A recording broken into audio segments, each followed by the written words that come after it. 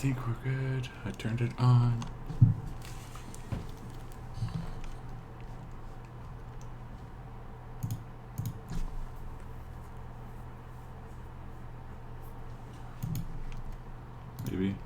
Maybe. Bueller.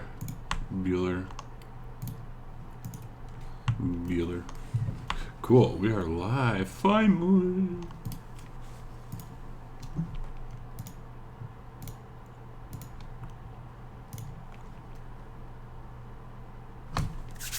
Excellent.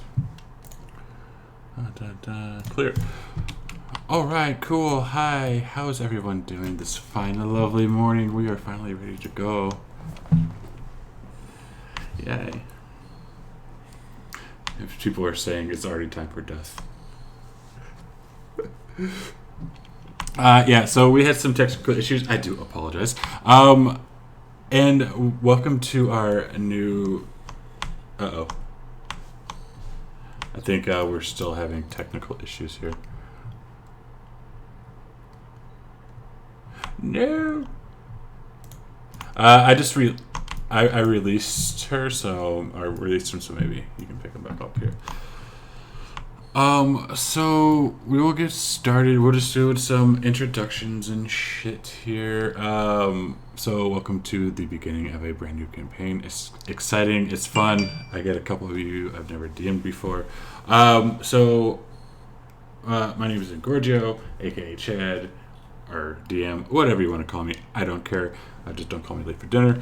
I've started playing Dungeons and Dragons in like 95, 96, till about 90 or till about 2004, 2005. Took a 14-year break, something like that, and came back to it last year. And when I joined Fantasy Grounds last June, so that's my story. Have the players introduce themselves, who they are, what they're playing, and we'll start with Zygon.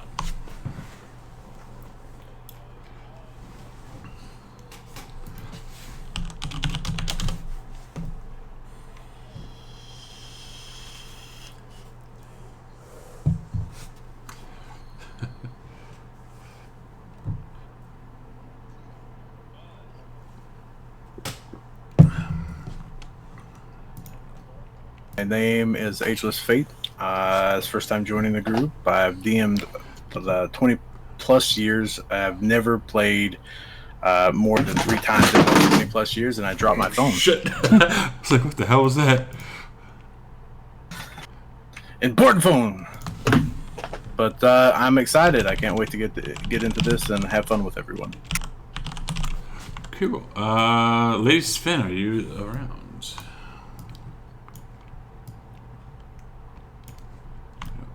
Okay, we'll go to Mole. Greetings, I am Sven. I've been playing for quite a while. I've been on Fantasy Grounds for about 3 years. D&D and Starfinder are my go-to games, and I'll be playing Mole, who is a elf and a warlock. All right, and Cheese. Hello, I am CJ. Today I'm playing Master Cheese. I am a human. I've been playing for about 2 years now, and I'm still getting used to D&D. Cool, and let's do some Stell. So my character's name is Stell. My name is Brandon. I'll be playing a paladin. I've been playing D&D for less than 7 months, but I used to play it like way back in the day before D&D was cool and all the nerds were cool and anime was still cool. But yeah, I'm pumped to play this because I think this is the first like full campaign I'll get to play. Anime is pretty cool. So apparently they cannot hear Cheese. Cheese, can you do a mic check? Can you hear me? I can hear you. I don't know if they can. So I'll turn you up a little. Let's turn you up a little. I mean, I've got him turned up to like 200% from other campaigns, so. Can you do it? Try it again. Test. And I guess Sean couldn't hear. Oh, he heard Derek. And they said it's better. Cool, much better, much better. Cool. Can you hear me now? Oh, lordy. So much fun. Right? Funny. Lady Spin, are you back in? Can you hear me? Yeah. Yay! So I switched out of Discord to my phone, and then my fantasy grounds came right up. Don't know why my computer's being such a bear, but yeah. All right. Can you tell us about your character and about yourself, please? I just turned her up. I just She's on her cell phone. don't know if that's a good thing or a bad thing, but he introduced you online Yeah, she's having really bad. and for a couple of years, he finally talked me into Dungeons and Dragons. So here I am, and for this Goliath, like a little bit out of my comfort zone. Playing a Goliath fighter. And yeah, you were having a little bit of robot-y issues. You're on your phone. That kind of sucks. I know. Maybe next week my computer will decide to be nice. Yeah. Hit it with a hammer a couple times. That would work. Sweet. So a little bit, a couple things here. Just to let you guys know, first and foremost, I tend to run things a little deadly sometimes. I try not to, but sometimes I do. We will be using inspiration cards. I will get more information to you about that next week because I completely forgot. And there is a thing, since you all are semi-seasoned, if you will. I wasn't going to tell you this, but I thought I should. A little thing called a meat grinder. Basically, if you go down when you roll a death save, instead of a 10 and up, it is now a 15 or higher to make your save. It will make sense here in a little bit of why it will be like this. So, any questions from myself? I have a question on the rolls. Say I want to investigate something or do a nature check or something. Do you want us to wait for you to prompt us, or should we just roll, or how does that work? If you want to do a roll, let me know. And I use RFI, so I'll probably push a roll to you. And unless I say roll in the tower, just roll it out in the open. I like to, for the most part, show stuff. And I just want to double check. You play with flanking rules or no flanking? No flanking. All right, good. Yes, flanking can be a bitch. Cool. Anything else before we start? All right, cool. So one last thing, I do like to say this as well. I'm more error on the rules of cool versus like by the book rules.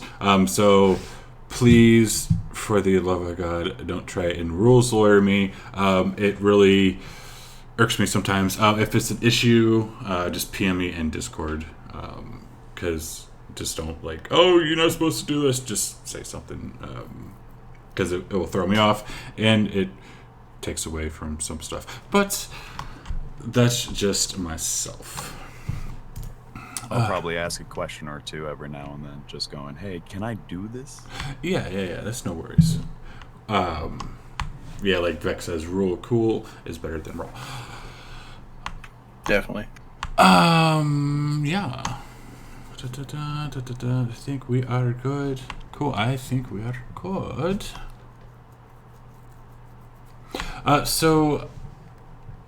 Knight, Master Cheese, Stell, Aachen, and Mole. The five of you, you reside over outside of Baldur's Gate. And so throughout the realms, priests, clerics, healers of all walks of life are starting to scramble around a lot. What they are calling the death curse is happening everywhere, it seems.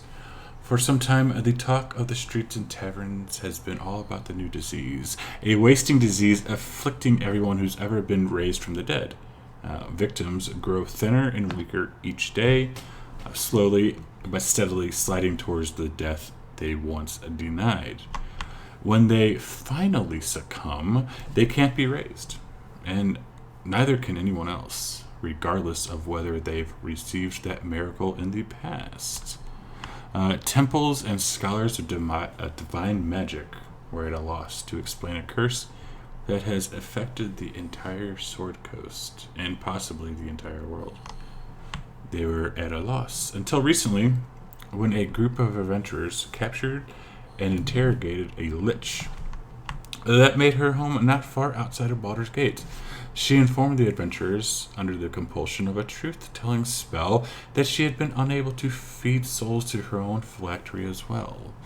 But through the information she had gathered from souls of the recently departed, all souls are being strongly compelled towards the jungle peninsula of Chult. At the Temple of Lathander in Baldur's Gate, the High Priest and several other powerful patrons of the city have organized an expedition to Chult to investigate this lead. You 5 have been recruited for this expedition. You know almost nothing about Chult as you embark on this mission, but you do know if you survive, you should find enough riches to make you wealthier than a Waterdavian noble. And you know the name of your contact in Chult. A one Sindra Sylvain, a former adventurer and member of the enigmatic Harpers. Today marks the 20th day of the death curse, according to the divine healers studying the disease. And on this day, you, the fellow members of the expedition and the crew of the Nimble Nymph, have been at sea for over a 10-day. On this hot morning, you hear one of the Nimble Nymph crew call out, "Land ho!" But only a moment later, another crewman calls out, "Sails! To port!" You are just coming to the rail to see the distant cliffs and jungles of Chult. But now you raise a hand to your face to squint out past the rising sun to the tiny sails of another ship. Captain Brisbane, a middle-aged and highly capable woman, begins barking orders to the crew.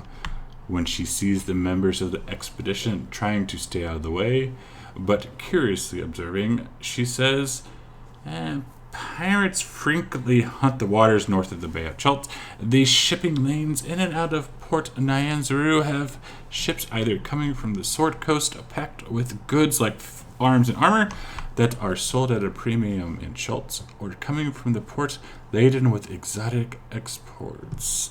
Most likely that ship coming straight at us that was hiding in the sunrise is a pirate, and usually just the vanguard of a small pirate fleet."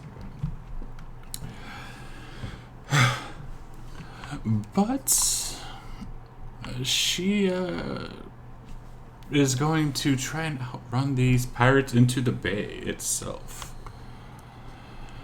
So you've learned today that a sailing chase is not a quick affair. It's nearly midday now, and the Nimble Nymph is now pulling into the Bay of Chult. The pursuing pirate vessel is much closer now, but still nearly a half-mile away.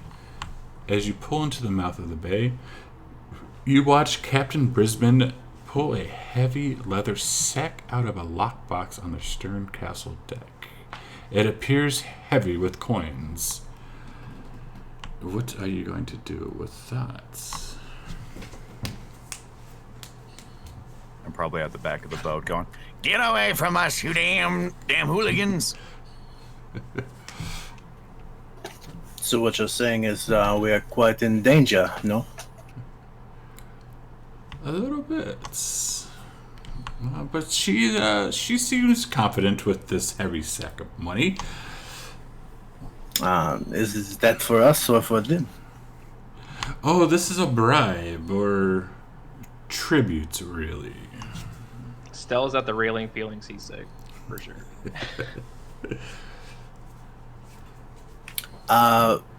Mind you, I give you idea, and maybe we keep the money for ourselves.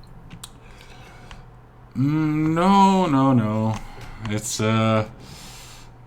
no. And as you were saying that, you are interrupted by an ear-splitting inhuman growl that seems to vibrate through the water and into the planks of the ship.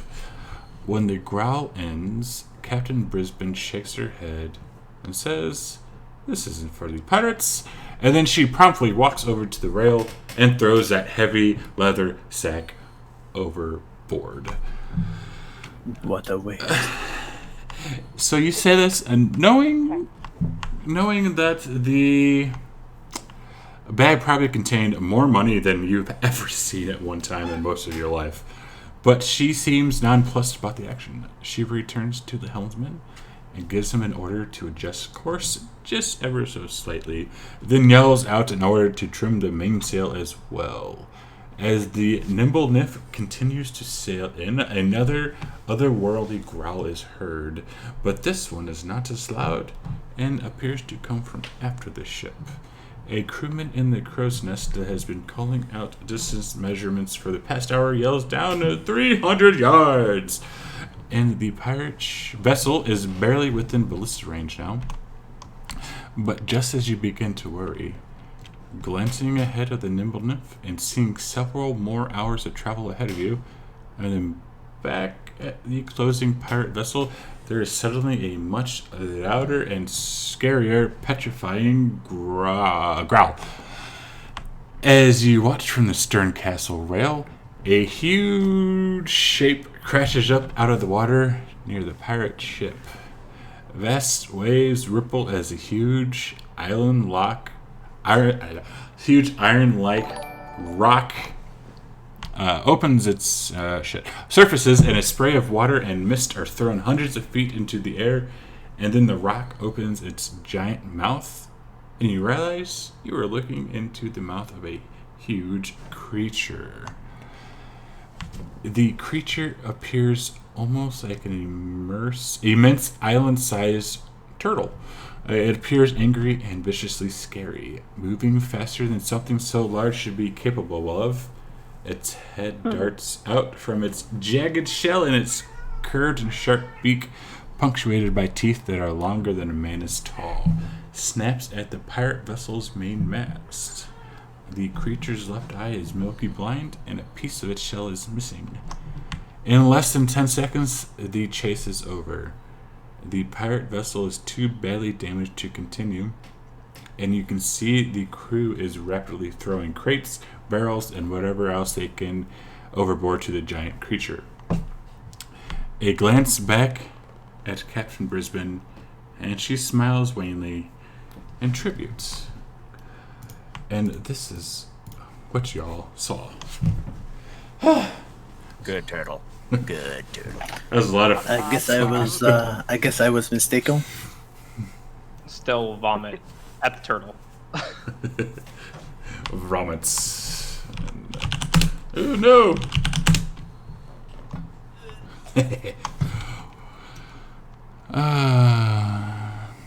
So she says again, she starts to talk. Kind of name is Mole. That, my friends, is a dragon turtle, an extremely old and angry dragon turtle named Armagh. Armagh patrols the Bay of Chult and demands tribute of the ships that come through the mouth of the bay. It's a known cost of doing business. Those pirates were hoping that Armagh just wasn't here today. A very costly gamble. The old dragon turtle has been demanding tribute in this bay for as long as anyone, even elves, can remember. Despite centuries of making home in this area, no one has ever found his lair. I bet you it's underwater.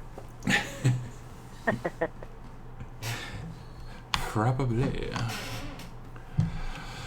So, few more hours pass. and you finally arrive onto the docks of Schultz. As Remedy says that the players don't get to do the dinosaur something, and boom. So standing on the docks in Port Nyanzaru, you find yourself in a bustling tropical city under the blazing hot sun. The familiar sounds of a harbor, creaking ropes, slapping waves, heavy barrels rolling across little cobblestones, mingle with voices shouting and cursing in an unfamiliar language, filled with clicks, inhalations, and sing-songy words that make it sound almost musical. The aroma of unfamiliar spices and tropical fruits mixes with the wharf-side smells of fish, tar, and canvas. Beyond all of that, Port Nyanzaru is an explosion of color. Buildings are painted in bright shades of blue, green, orange, and salmon pink. Or their walls are adorned. Whoa, that was loud. Where do I go? Or their walls are adorned with murals portraying giant reptiles and mythical heroes. Every building sports baskets and clay urns of colorful flowers, or is draped in leafy, flowering vines. Minstrels in bright coloring adorned with feathers and shells perform on street corners. Multicolored pennants and sea awnings flutter atop the city walls. A crowd of children dressed in feathered hats and capes race past you, squalling in delighted terror as a street performer, costumed as a big-toothed lizard, stomps and roars behind him like rawr. The whole city seems to be bustling, sweating, laughing, swearing, and singing. And as your feet leave the wood docks and touch the warm, hot stones of the streets, a boy no older than 12, with dark skin and bright brown eyes, approaches you and speaks in common with a thick Chultan accent. Are you the heroes from Baldur's Gate? As he's looking at you. I'm an asshole from Baldur's Gate, yes. I wipe my face. Like, yeah, that could be us. You could call me a hero if you wish. Cool. So, Prince Atomu pays me to find you. Mistress Sorvain begs that you come and visit her. She stays with Princess Tumu. And then he hands you an envelope. Inside is a letter written in a strong and confident hand. Travelers from Baldur's Gate, I beg thee please, come visit me at the Atomu Estates when you arrive in Schultz. My friend, the Wakanga Atomu, is close friends with the Harpers of the Sword Coast, and he has allowed me to stay in his villa as his guest. I have an interest in your mission to find the source of the death curse. Your patron, the High Priest of the Thunder in Baldur's Gate, informed me of your mission, and I believe we can assist each other. The bearer of this message can guide you to the prince's villa. Sincerely, Sindra Sylvain. The dark-skinned boy looks patient at you while you read the letter, then asks, "You follow now?"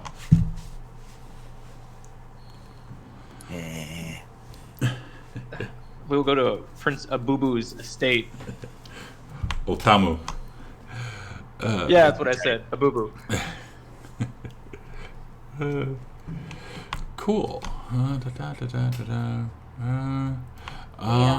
Yeah, sure. Cheese is already shuffling forward, going, All right. So when you agree to follow the boy who gave you the letter, he takes off at a quick walking pace, faster than some of you might like, considering the oppressive heat. It is extremely hot in here. Here. But you manage to keep up with him through the mostly wide avenues. He first leads you west across several small bridges that cross narrow canals. The buildings all appear to be warehouses. Then after leaving through a guarded gate, you can see several inns and taverns ahead of you, and behind them a much larger structure, some sort of stadium or temple, perhaps behind them. The boy turns south and begins following the outer wall of the warehouse district as it curves around to the east. And when you come to a huge covered marketplace, the boy stops and you watch as a large reptile pulls a massive cart past you. The boy grins and says a word you've never heard before. Dinosaur. And then when it has passed, he crosses the street and again heads south. And this time you skirt the large marketplace. Finally, the boy leads you through a gate and a stone wall, and you are in a plaza with a large fountain. The statues in the fountain appear to be two bare-chested Chultan women in a lustful embrace, water cascading artfully down from the tops of their head in frothy streams that give the illusion of hair. It is a truly magical and beautiful fountain. The boy then opens one of the many gates on the outer edge of the plaza and says, Otamu Villa. And after you have entered, he runs in through the open doorway into an entryway with an open water catch basin that probably leads to a cistern. The boy runs up to one of the uniformed guards sitting in one of the shady areas of the atrium and speaks in the fast, clicky, sing-song tongue of Chult. The guard pays the boy a few coins and then says in accented common, The Lady Sylvain is expecting you. Follow me. And the guard, armed with a strange weapon consisting of a 3-foot wooden staff with a foot and a half metal blade at one end, leads you first through a grand hall with a double staircase that is noticeably cooler than the heat outside, and then down a hall. At the end of the hall, he leads you into a small sitting room, and then back outside into a lush and well cared for garden with a small fountain in the center. Sitting under the shade of a tree is wrapped up in a blanket, despite the heat, is a nice woman, and she speaks to you in the well-educated tongue of an experienced noble or adventurer of the Sword Coast. Hello, my name is Sindra Sylvain. And she first gestures to a small table where a bottle of wine and several cups sits. Please help yourself to the wine and have a seat, friends. I hope I may call you that. I was an adventurer years and years ago. I died once and was raised from the dead. I have since closed the door on that stage of my life. The death curse you've heard about has struck me. I don't know how much longer I'll last before I perish. Clerics have no help to offer. They're stymied by what is happening. No, thank you. I do not need a drink. It is quite hot. I would take some water instead of your wine. Very well.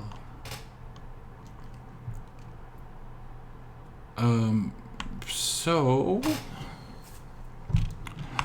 you guys would already have known, which I failed to give you this information. That's this lady here is your mission contact within Schultz. She can be a pretty good font of information for you.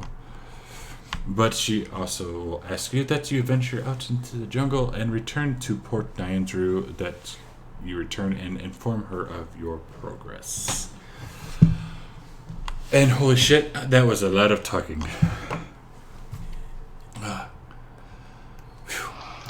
Does she have servants? She does have a lot of... There's nice servants there, yes.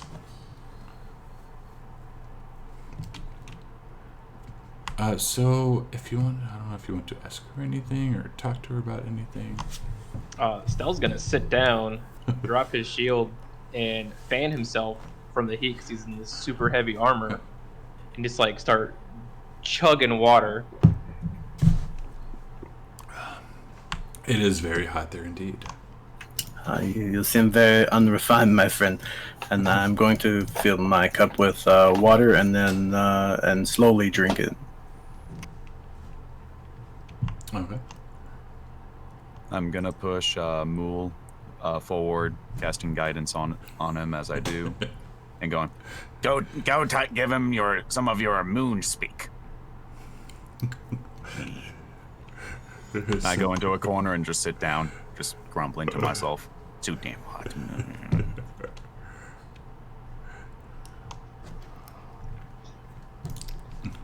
It is very hot. We have been told that you are the person we should speak to, milady. What would you have us do? You must venture out into the jungles and find the stop to this curse. Oh, fuck. Where is it? That is all well and good, but what kind of information can you give us? Direction? Map?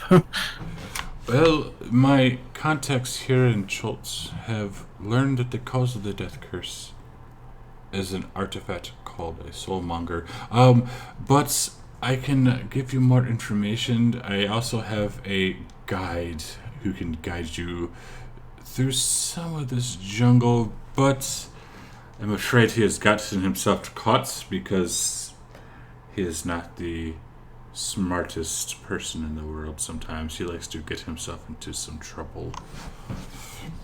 I'll look around at us. I think combined we're pretty smart. And she says there is he's a interesting creature. He likes to cast magical things from his hand. But I can give you a map here. Let me find this map really quick. And holy fuck, that is a lot of talking. Ugh. Sorry, that was a lot of talking. I don't talk that much. So she will point over into like this, like you see like a big pile of like maps and stuff, and she says there's a map in there of the port if you want to grab it, and she will basically give you guys that if you want to save that somewhere onto your hotbar, because that can come into handy.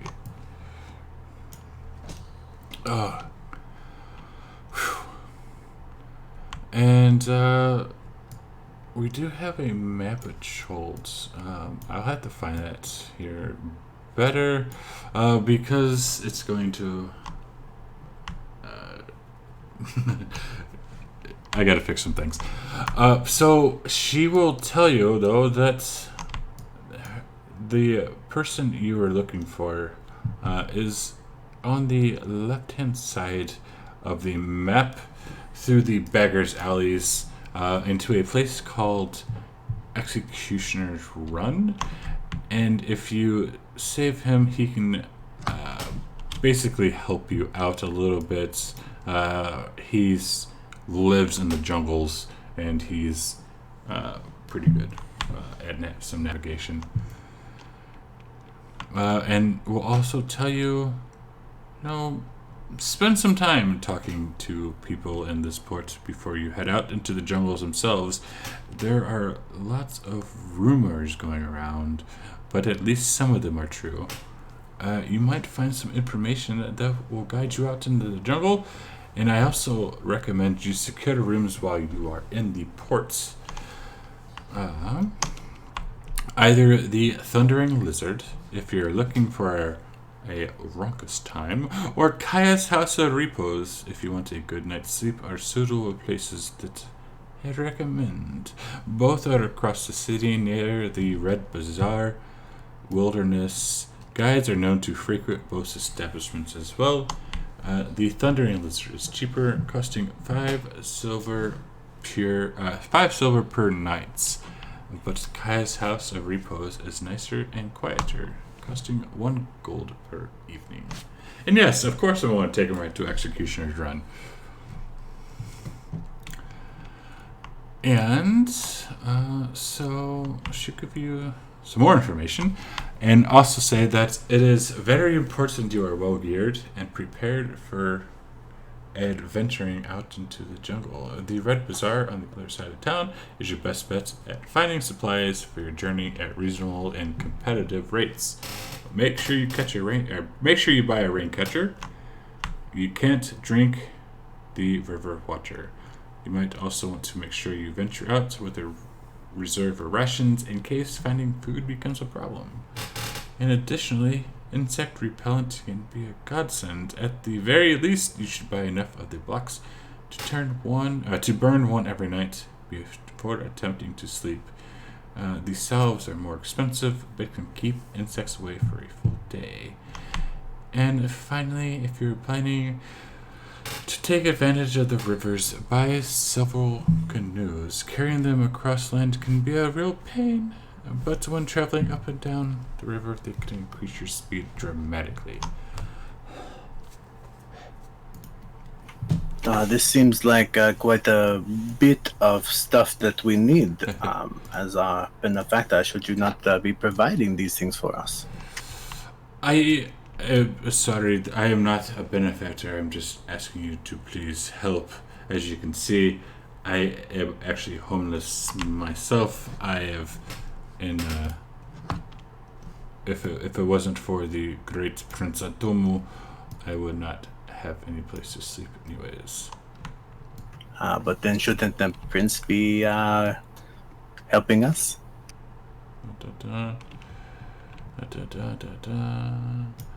He will. Did the group from Baldur's Gate that sent us, did they give us any kind of financial backing? Yes, you guys would have had I'd say about 250 gold between the 5 of you. So would we be able collectively together to get all these materials? Quite possibly, yes. All right. Do you guys want to split in teams of 2? And I will trust. I'll trust the cleric to buy the supplies with my share. So Vax, I totally forgot to mask shit. I guess. So. Do I not look trustworthy to you? You look trustworthy, but I totally forgot to we're gonna mask split up and shit look for up. different things, right? We're gonna try to cover as much ground as we can. Yes, of course. Who would you like to go with you, cleric? I don't care. I'm just gonna start walking out the door, going straight to the Do that all the marketplace. time. Yeah, so I'm now finally able to catch up on fucking chat and shit. Okay. Best decide. Maul will go with Master Cheese to get the goods. Get supply. Ow, robot spin.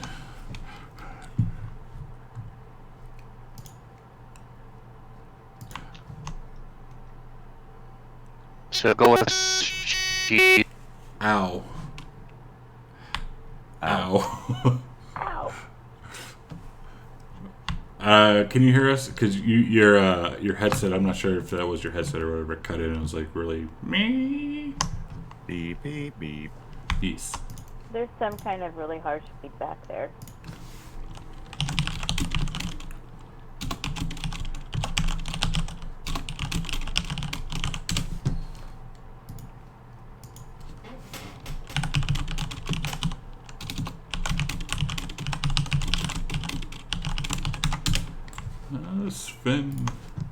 Spin breaking things again. How's this now? Yeah, there we go. Better. Poor cheese. So Maul will go with Master Cheese to buy the supplies. All right. Stell's gonna go with Neat because he feels like they're on like shaky terms right now. Feel some tension. I believe his name is Knight. There you go, man. Horrible names. Like I'm Mr. Boo Boo over here trying to tell me things. It's so even better. I just call you out, Kitty. Come on, Kitty, let's go. Kitty. It sounds good to me. We'll go search for the information. Here you go, cleric. Here's my gold. Be generous with it. So let me add actually some gold to yours. 250, 250. Oh, bam! There we go. Oh, 41 gold. So... Okay, so we're going to split the party up. Cool. Let's go with Cheese and see what you and I believe Sven or Mole said were going out. I think we're going to the marketplace to buy supplies. So I have my share, we have Mole's share, and I think I have Knight's share. Right. I think it's just that. You have Stella's share as well. And Stell's share. Okay, so I got four parts of F6. And Mountain. Cool. Or off. All right, so you have 5 sets. all right, so you have so Cheese has all the money. Cool. Good. I'm glad that you have all the money. So let me add this here. We will make sure that you have 251 gold. So it'll be 260. So as we travel throughout the markets, Mole will be behind him and to the left, one watching for any kind of pickpockets. I have until we actually get to a merchant, and then he'll step forward and do the bargaining and the haggling. I have the feat observant, so I should be able to see anything on the way. Okay. Passive perception 20. Hell yeah. Yeah. So you get as you're heading to the. Let me find the bloody thing. Get down to the market ward. You do find a couple things. You're walking. Basically, you're walking down this street. Picture, if you want to picture like bazaars in like China or India, something like that, or even like New York City, where people are coming up to you, handing you like, "Oh, try this, my friend, try this." It's a very, very busy city, and you do see more of these creatures that the little boy told you that were called dinosaurs. You do see more of those. I'm gonna take one of those and make it my pet. Mark my words. Yeah, so you finally make your way down to this city, this little market ward, and this is what are you looking for first? Probably gonna look for the insect repellent. I believe it was 1 block per day, so probably see how much they're worth. Alrighty. Ta-da. Point at a random person. You, where's the insect repellents?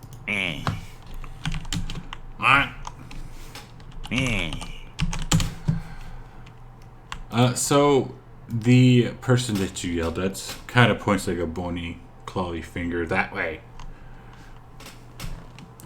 And so you get to the person with the insect repellent, and she pulls out a block and a salve, and will offer you the the salve, like the bigger, like a gourd of it, costs 1 gold and contains 20 applications, and the block of it sells for 1 silver, and it will burn for 8 hours and repels normal insects within a 20-foot radius that is centered on it. So the block is 1 silver and only lasts 8 hours. The other one is 20 uses of the block. Right, and it will protect you against normal insects for 24 hours, and it is waterproof. Is this for the big one as well? Yeah, that was for the self. It sounds like the most cost-efficient one is the one that costs a gold. What do you think, Mole? You think you can make them, I don't know, cheaper? Go do your talking business, moon speak. Guidance. Speak. So I'll approach and see if I can't get the. We need a lot, so I'm going to see if she'll lower the price if we get a larger amount. How much are you trying to buy of each thing? I figured probably 10 gold worth of the more expensive one. That would last, let's hear, 20 uses. That'd be 100 days. No, 200 days. Shoot, that'll last us long enough. Party. Are you sure it'll last you long enough? Well, I don't know. So From what I'm told. yeah. Can I do an insight? See how effective this thing is. Well, no, the repellent itself, yeah, it's perfect. I was just saying, you said 200 days. Who knows? Well, Might you take said longer. 20 uses. One might lasted 1 use is a day. So, in an ideal world, 200 days. Right. Which is why I was saying about 10 gold worth pieces. So 10 big ones. Yeah, so essentially one of the solves, one of the big ones, it's good for 20 days. So yeah. So you want to get 10 gold worth. If you buy in bulk, which you were attempting to do, she will give you. She'll tell you buy 10, get 1 free. So she'll give you 11 for the price of 10. Okay, so we'll get that. I also want to get 1 gold's worth of the burning sensor as well. Okay. Is that what the burning? One that was a silver piece. Yeah. All right. So a block of those. So we'll throw in. Here is 11 of those. So if cheese, you want to take away 10 gold from your inventory, and Mole is getting. How much are you trying to get here of the 1 silver pieces? You just want a gold worth. Correct. So it'll be 10. Yeah. So she'll say, buy 10 and get 1 free of these as well. So, bam.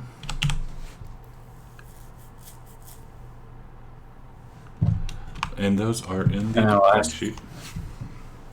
Yeah, buy 10 get 1 free. Exactly, that's what it is. Where we need to go. Is there an outfitter where we can purchase the things that we need to travel with all at once, or do we have to go to different merchants to get things like a rain catcher and tents and things? Oh, there's a few people here. There's a few people there.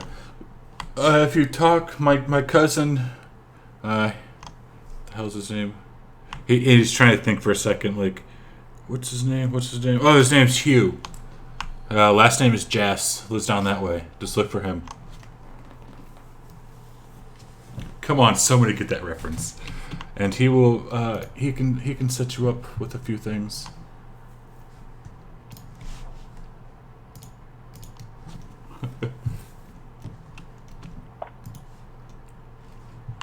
As she will walk back inside. All right, we got the flea biters away. Let's go and find us some water, or some way to catch water. That's gonna be important. Yeah. And as you guys you're sitting there talking, all of a sudden you see a little child, maybe 10 years old. He's being dragged, like he's holding his feet out, like, no, leave me alone, as he's being dragged by 2 what you can only assume are police officers. And the kid says, not the executioners, run, I'm too young. I'm gonna yell out at them. Hey, what'd the kid do? He stole. Stole what? And he'll point at the kid. What'd you steal? I just stole a piece of bread, mister. How much is the bread? It isn't, and the guy or the guard will look at you, and basically, it isn't about the cost. It is the fact that he stole. Any offense goes into the executioner's run. It does kind of matter. If the bread's overpriced, then of course he's gonna steal it. He's a kid. He doesn't know better. He's an idiot. All kids are stupid. Where's the bread seller? Let me see the bread seller. And I like bread. they points farther down the bazaar. down there. So, let's say you and Mole are like right here if you look on your map, and where that little circle is, and pointing down that way for the bread cellar. Also, that's where the lady pointed you to go for the like more of your gear that you're looking for. Well, that's convenient. Yeah, I know, right?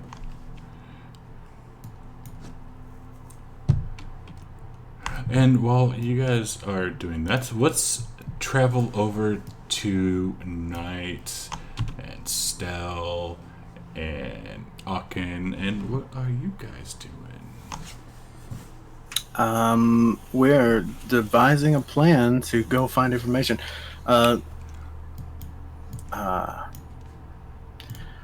Where's that little boy that you sent for us? I believe he would be most helpful in our guide since we do not speak most of the language around here. And she will call out for him, and he'll come running back up, and we'll look up at you with these big old eyes and like big old white eyes, because you know you're a cat. He's never seen a cat so big. Normally there's like little itty bimbly things. I'll question to him, little one. I know you have friends that beg in the streets. Could you guide us to them? You guys seem to know more than the grown-ups here. And he will hold out his hand, like palm up. I just look over at Night. I'm like, did we just hand off our cash? I mean, I handed off quite a bit of it. I'm like, we're gonna have to owe this kid an IOU. How about this? I let you ride on my shoulders. And the kid's like, money first. That's my child. I like you.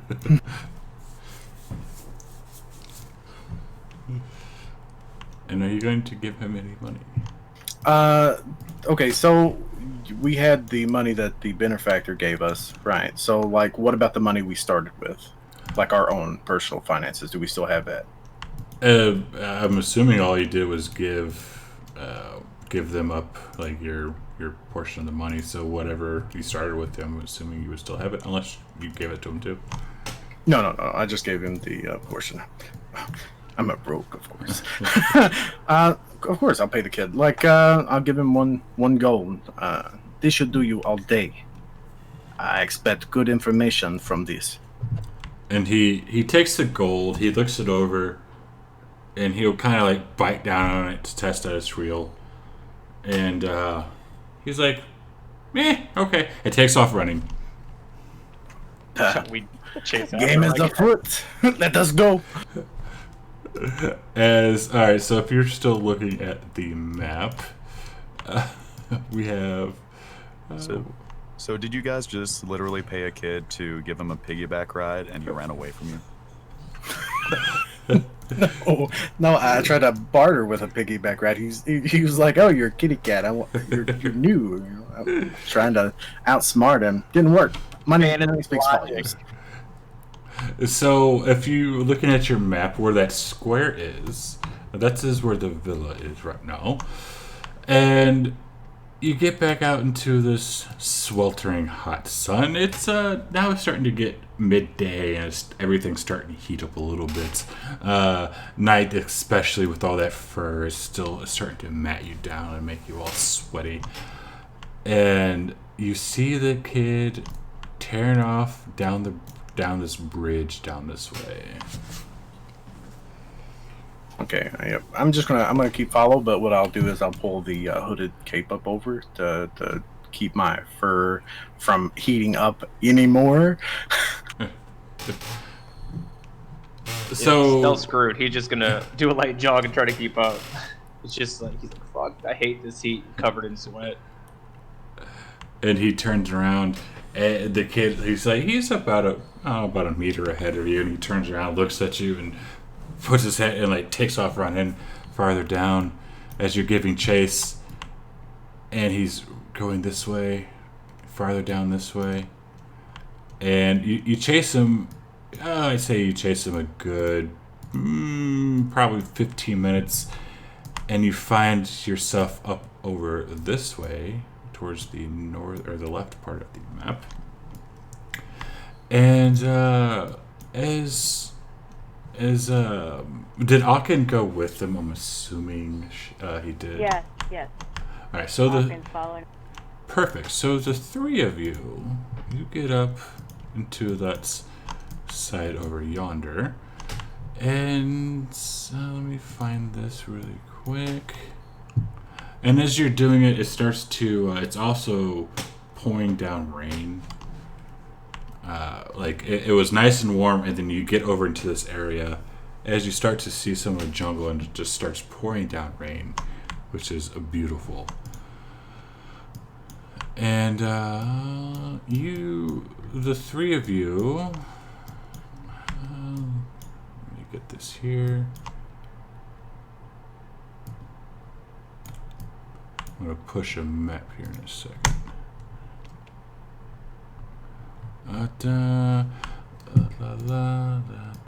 So the three of you come upon this.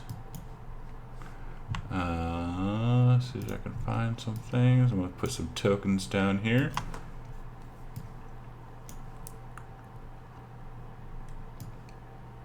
Still lagging.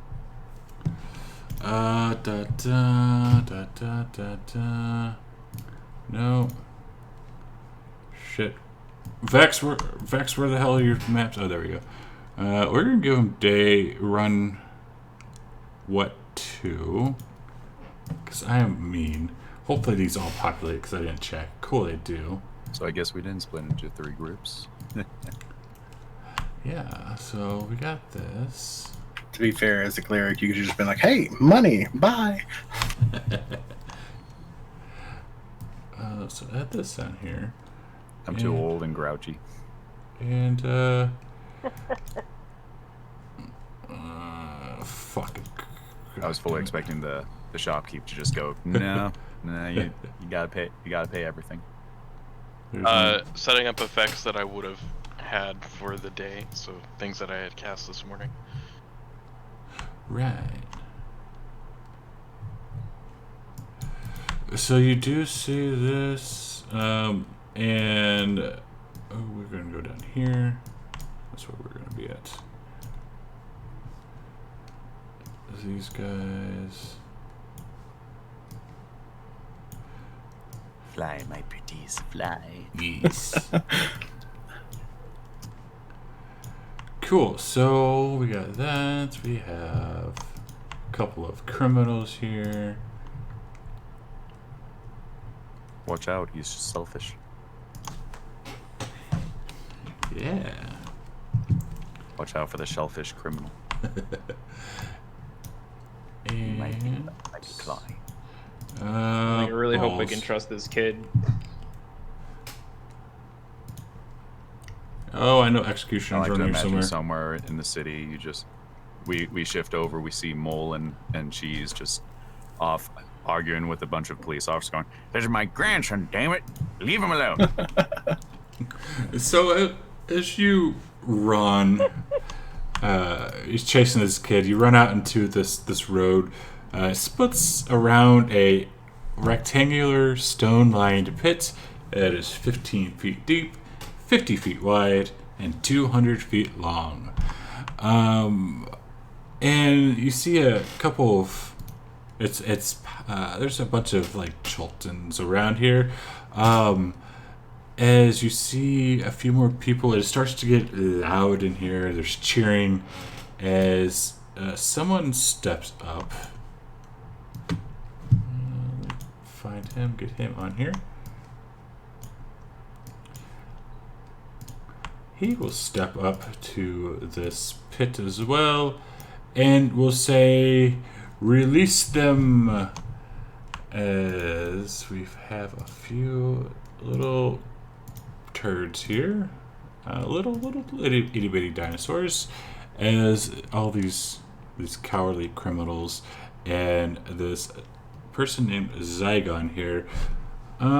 They start to take off running, and we will take a 10-minute break here.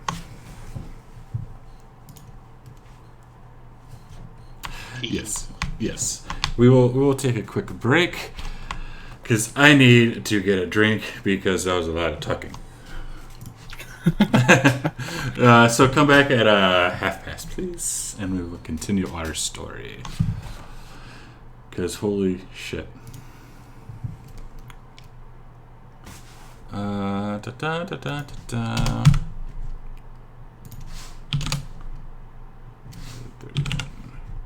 Starts.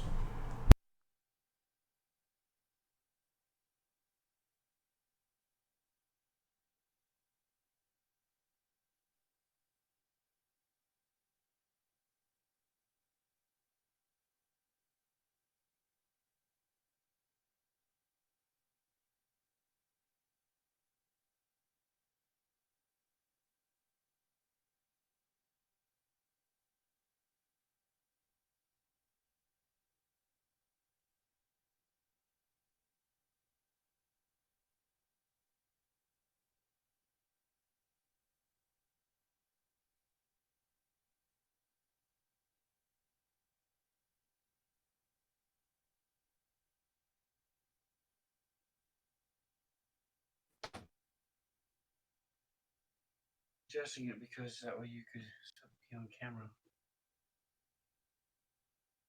I understand that. I'm just. A lot of you to run all 6 cameras in fantasy.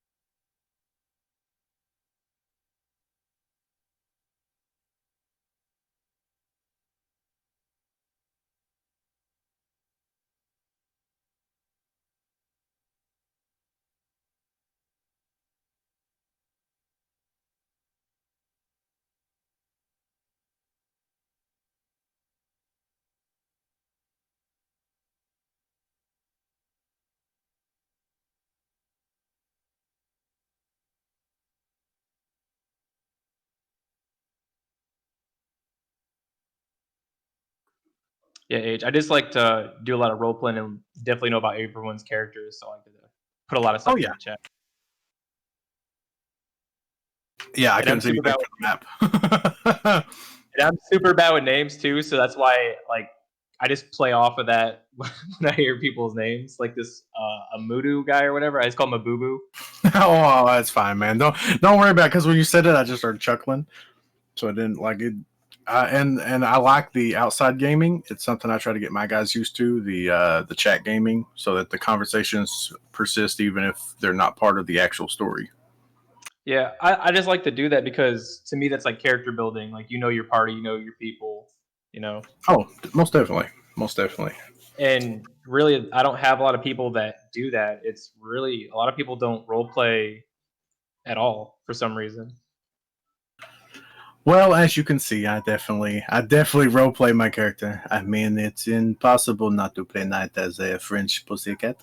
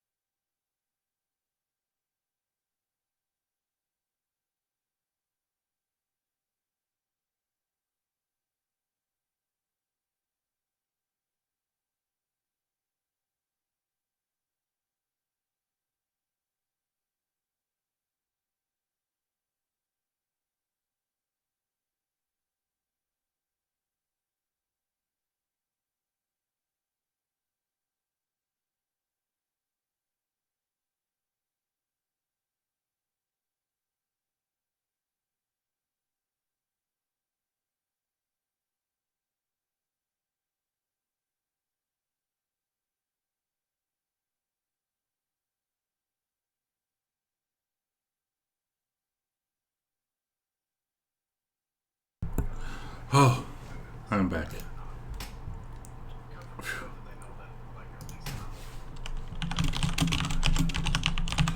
So yeah, I apologize for not talking. I'm normally I talk to chat a lot more, so I apologize for this. It's there's a lot of shit to go through, so I do apologize. But walking dude, I saw your trap. We'll get you in there. Don't worry. And Chris 11Q, Ray Rexdex, Fury, thank you for those follows. Shut up, James. As we'll swap back.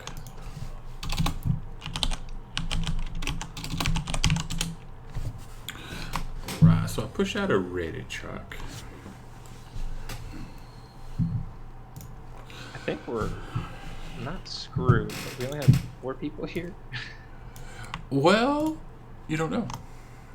Who knows? You guys might not even have to deal with anything because this is You might be able to convince the dinosaurs to attack the shellfish. Shut up, James. The So cat knows how to talk to people. I don't have a whole lot of straight from the Paladin's order. I don't have a whole lot of human contact. I need to put this down there. I meant to get, so I need a random trap. Don't forget, don't worry, I didn't forget about your random trap. And everybody is back. Kill. So we will play this out. Let me do this. Random trap, random trap, random trap. Table. I was just like, is this a 2-minute tabletop asset map? And then I was like, oh, it definitely is. Yes, this is one that. Yes, Vex made it. Yeah, it looks really good. I just like know their art style when it comes to like map assets and stuff. Ooh, that looks fun. They have very distinctive trees. Yeah. All right. So, yeah, so they say release the dinosaurs, and the gates behind all the criminals and who might be a criminal, who knows, opens up, and I'm gonna let's do this, and we have a Zygon, a kitty cat, a that, and a mountain. Initiative and roll.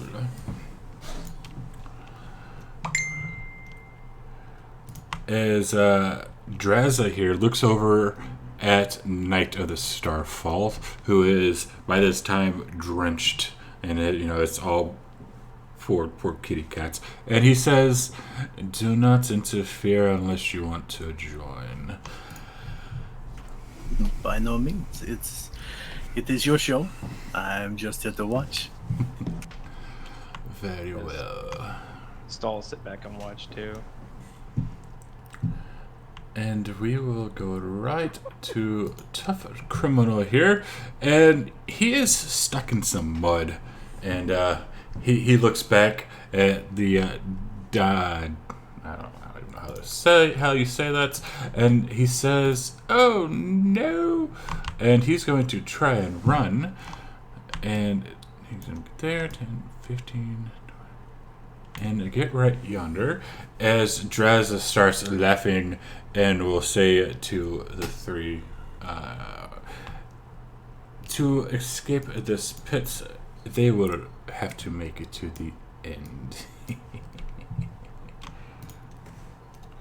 And Zygon. All right. Well, if we're gonna get out of this mess, we should probably work together. We might be able to help each other get across. One of us lives, we all live. And Zagan's going to take off running. Okay. 30, and then for his action, he will dash.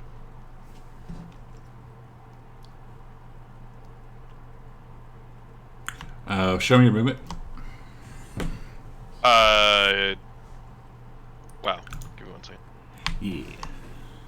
Because these pits are these bigger water thing, or bigger, darker brown spots. That is mud, and it is considered difficult terrain.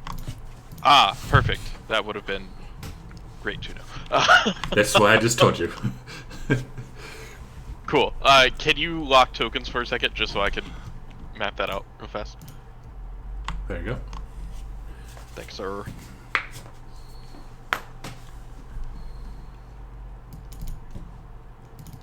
Might be helpful if I did this. There we go. Perfect. Anything else? That's it for me. So Knight has an advantage. Cool. Knight, what do you wish to do, sir? As you see as you see this dude just take off running.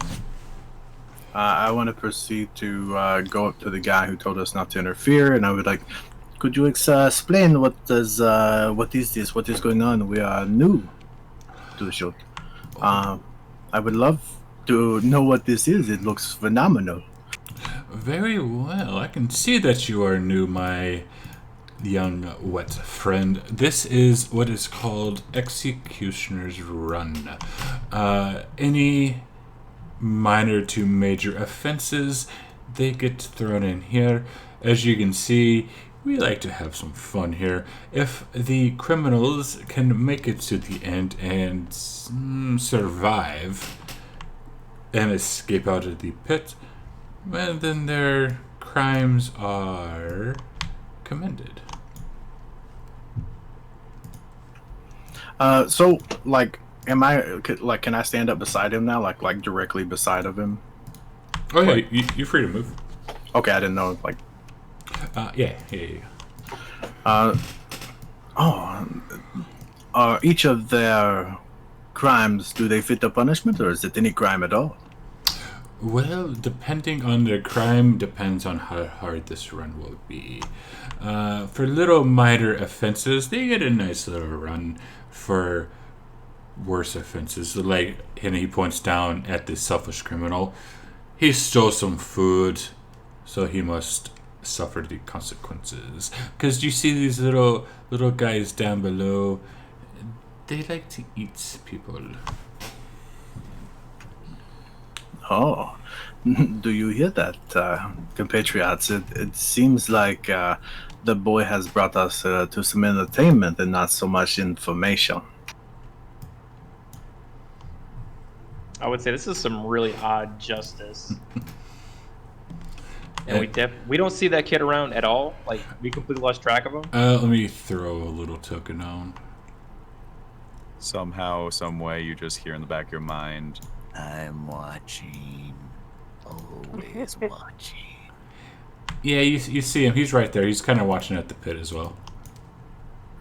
Little fella, did you simply bring us here to... is this the informant we were supposed to come and talk to? Yes, if he's right there, and he points to Zygon and says, "That is where he is. If you get him out, you know, he can give you information. He's a very good guide. They pay him very well sometimes." Whiskers. This is not good. So our guy is in the run, and we don't have a way to get him out. That is true. how did he get in there? And Draza says that he committed some crime. I don't know what crime that he committed personally. He just... All I do is run this. Could I pay for his release, maybe? Oh, couldn't do that. So you can most certainly make a bet, though, if he survives or not. I bet you say. Yes, we like to take bets. And so as he's pointing around, there are also... I just don't have tokens for all of them, but there are also people like lining around these walls, watching and cheering and making bets. Are they all standing within the edge, or do you step back from the edge? They're about a step back from the edge, looking down. I'm like, Knight, you gonna make a bet? I thought about it, but there are more pressing matters. It's like, okay. I was like, I didn't know. Like, I've never put a bet on a person's life before. Don't know how I feel about that. I look at the kid and I ask him, so, has he made this run before? I do not know. Probably did, though.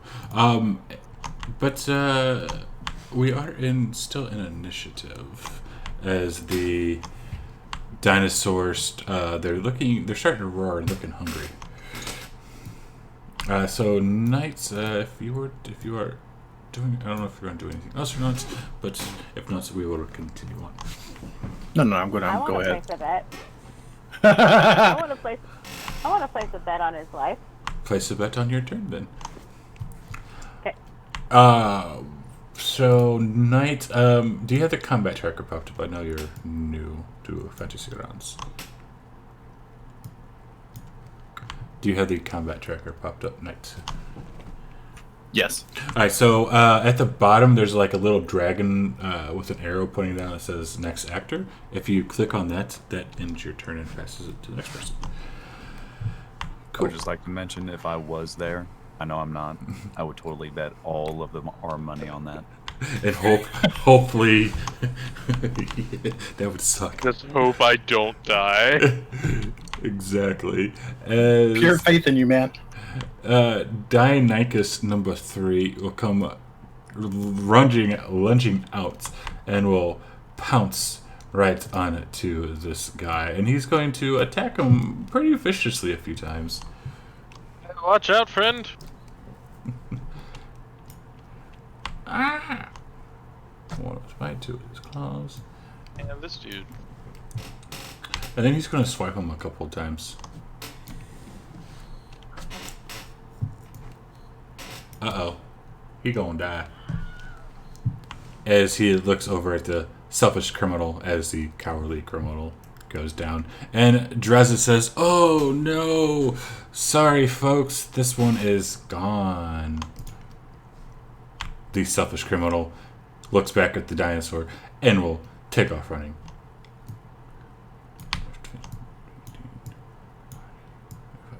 And then we'll also dash and get right behind our good friend Zagan. You only have to be faster than the others, son. Exactly. As Dionychus number 1 will also come lounging out and try and pounce on to the desperate criminal.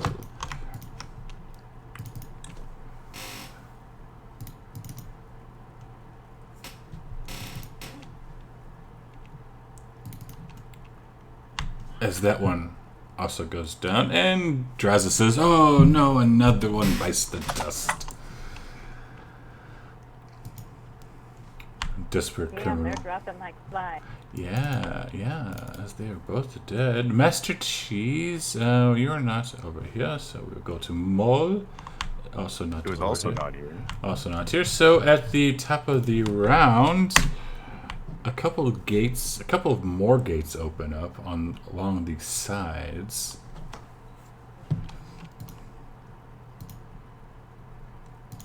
There's a couple of velociraptors pop out. As these creatures, since you've never seen one, they have it's a feathered creatures about the size of a large turkey, and he is very aggressive. And he has like a little clicking claw, and he's like clicking, click, click, click, click, click. Gobble, gobble. Yes. Show 10, 15, 20, 25, 30. Whatever you do, don't die by a turkey. I'm betting on you. Not really, but I am. Can Stell move up here? Because you can't get in, so I just want to get up as far as I can see. And if I can see anything to hopefully help them live, like shout it at him. So I don't know if you can hear me over the crowd though. Probably not. It is roaring out here, and it's raining, and it is pouring down rain. I don't really think you could hear you too well. All right, I'll just move to get a better look then. And Dreza looks at the knights and says, "Are you going to make a bet or not?" And then that is his turn. I'll make a bet. He looks back at you and says, "How much do you want to bet? And who are we betting on?" I'm betting the dude that's halfway across the field. Zyga? Oh, That guy. That guy. Oh, and he'll like pulls out his little notebook and looks at the odds and says, "Oh, the odds on him is 5-1." So how I'll much? bet 5 gold. 5 gold. Okay, and he will take the gold as you hand it over to him. And this big old Goliath. Oh man, I really wish I was there now. Could get us an easy 125. Poor Cheese. And he will. So you hand him the 5 gold. He writes down a little piece of paper and hands you the paper. Beautiful. Thanks. And the tough criminal, he's like, "Uh-oh," and he's going to also start dashing. So let's see. Let's draw him.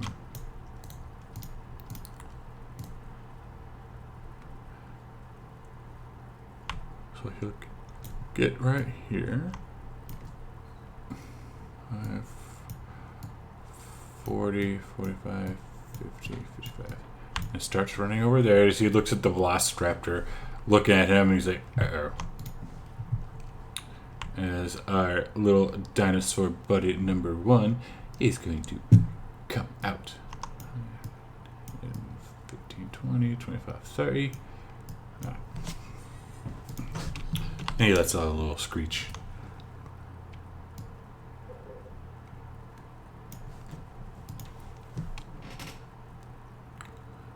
So this one, 5, 10.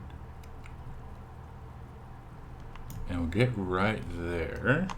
And we'll try and bite the tough criminal. And it goes chomp, chomping, chomp, chomp, chomparoo.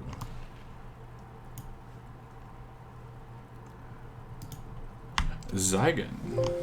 All right, Zagan is going to try and help out this criminal here, and he'll wave his hands, yell, "Get down!" and target this Velociraptor and shoot a firebolt at him. Ooh.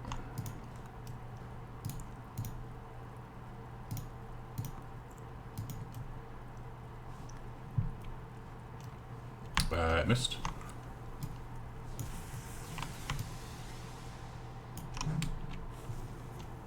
You set the criminal on fire.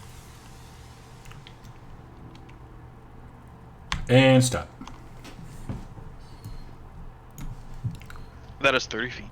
Yes, so as you stop, or you step right there, you step on this little trappy trap, and a little whirlwind pops up around you.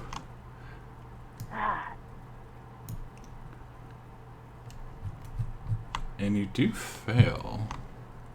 This is not... Give me 1 second before I full that fail. Alright, I will use my Favored by the Gods Sorcerer class feature and roll 2d4 to add to that. Okay. So 13. 13. Okay, you do pass it, and you take 4 points of damage. As Yeah, that would have killed me. yeah. Luckily, nothing else happens. And you can thank good old walking dude. Are you wearing robes? Because I'd like to imagine you had a had that Merlin Moment? Yeah, of course.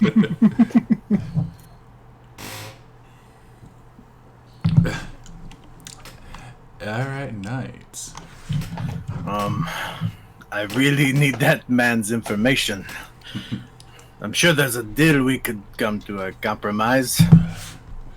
Oh, I am but a lonely servant, my friend. I just work here. I don't run this. Are there tons of guards around the area as well? You do see some people standing around with scimitars out, yes.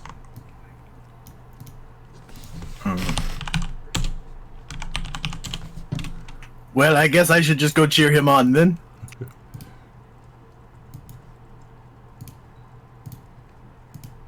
Rah, rah, you can do it. If you can't, you owe us money.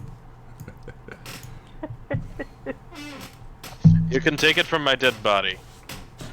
I'm gonna call out to Steel and be like, we are in a pickle. We need him to survive. Let's move as quick as possible down the line. Yeah, that's what they. We should grab the giant Goliath. I think we have to shout back at her, and then. Agan, are you coming with us? I'm coming. Walking to Derek almost died. Want to keep an Nothing I can do yet. my investment. As the Dionychus number 3 will start running as well. 15, 15, 20, 30, 35, Go 40, on, Blue. Get him. 50, 55. And he gets right there. I'm kind of rooting for the dinosaurs now. Yeah. As this one, 5, 10, 20, 25, looks right at Zygon, and he's like doing a little, with his little claw foot, click, click, click. This selfish criminal will look back at Dionychus and say, "Oh shit, Aachen, it's not your turn, my friend." And we'll try. He'll take his scimitar and try and slash it at this Dionysus. It hits. And it will take another swipe with the scimitar.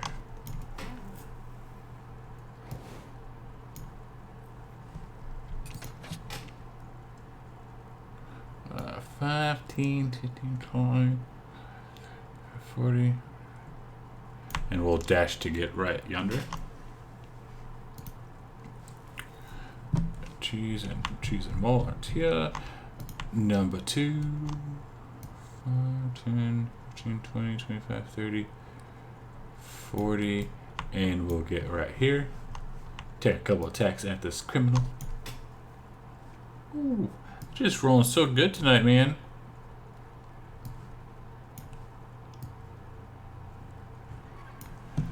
Just rolling good tonight. Still. Man, we need this guy to live. So, can I move? Am I allowed to move more than my 30 feet? Or no? So if you want to move, you got 30 feet of movement. If you want to use an action to dash, you can, but that you wouldn't be able to do any attacks or anything like that. Right. So I'm just gonna go with Knight's Advice. Oh, Vax, I'm playing in Smo's game tonight, so yeah, the poop spell will the definitely dinosaur be that there. killed the guy, he's not eating the body. He just killed him and then moved on. Yes. I don't think he's gonna make it. So, okay. Can I, I don't think I can. I want to take the rope and like put it here and yell out to him, but I don't think he'll notice me. So I'm just gonna take another I'm just gonna dash and move up another 30 feet. Okay.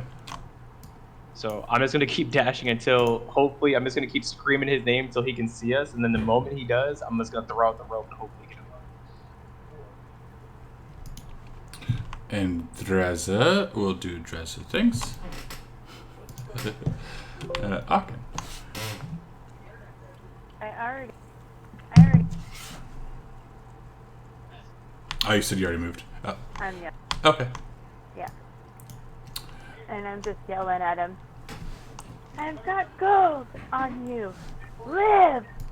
And the tough criminal will look back at you and says, "I'm trying to."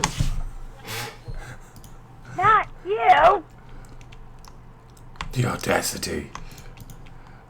As this guy is going to take a shield that he's wearing and slap it into this velociraptor a couple of times.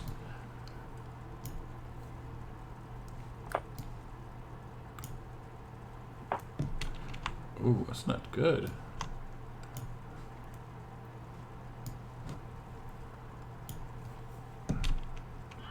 As Velociraptor 3 goes down, and he looks up back at you, at the Goliath, and says, "I told you I would."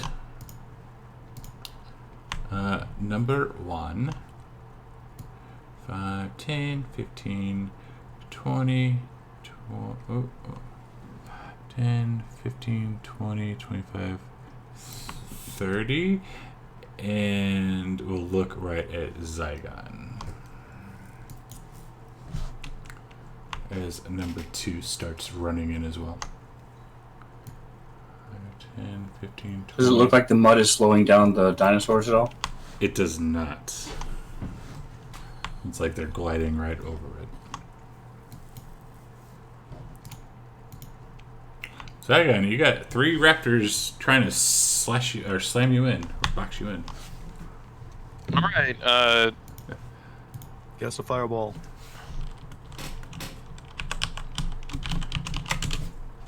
Zagan's gonna take a step back. It's 15-foot cone. And he'll use his other spell slot to cast Burning Hands on both of these boys. Ooh. Not nice. Oh, beautiful. Oops. No. As the raptors look at you, really thirsty now, or like really hungry. Well, not as great as I wanted it to go, and he'll use his movement to jump around. So I move 5 feet back, 10, 15, 20, 25, 30.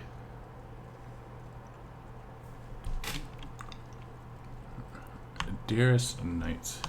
Fantasy Grounds College, thank you for the chibits. I'm just gonna just gonna run and try and keep up with them.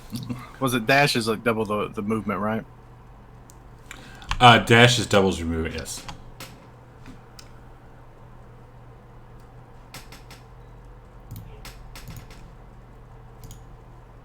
We may have to intervene as quickly as possible.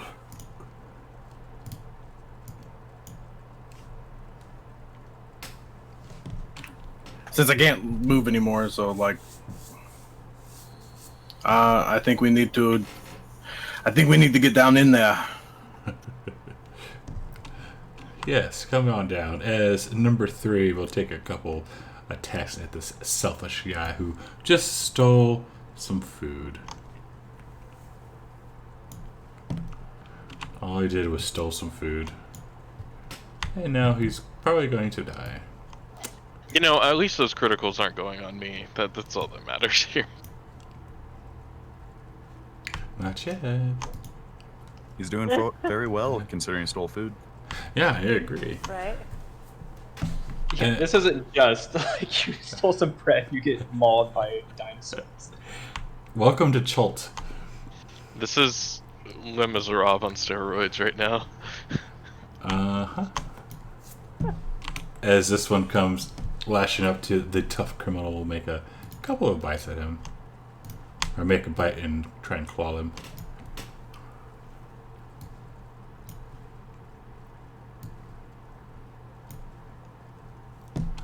A miss, no. Selfish criminal. He's going to look around, and he's going to be like, and he's going to disengage and run over to Zagan. 10, 20, and we'll get right there and like lean up against the wall. As this one, he's going to pursue this selfish criminal and make a couple of attacks.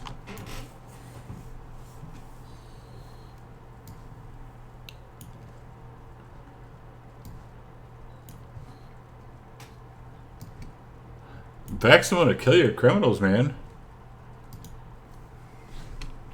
Cheese mill. Alright, back to round 1. The Dionychus number 2 is going to go after. He's going to go back up here and still try and get this selfish criminal because he's being selfish.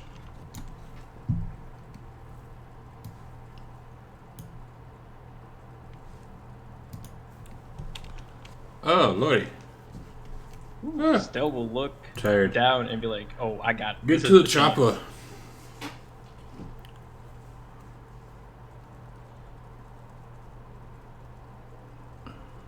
Selfish criminals are selfish. Exactly. You see two. To be close enough to hopefully they throw basically at him and hold on to the other end. What were you doing? Sorry. So I have 50 foot of rope. So I'm gonna hold on to the one end and throw it right down to him and avoid the selfish criminal so he can't grab it, just in case. So you throw down the rope, or you start to throw down the rope, and the spectators around, and a guard walks up to you and holding out a scimitar and will say, "Don't even think about it. He must make it to the end, unless you want to get in there and join." I'd push the guard in and still throw the rope.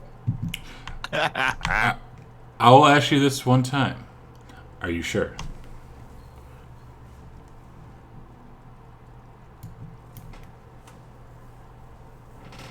Yeah, we need him. Like, because you said, "Are we sure?" I hate that. I absolutely hate you for that. Are you sure you want to push a guard into the pit? All right. What the fuck?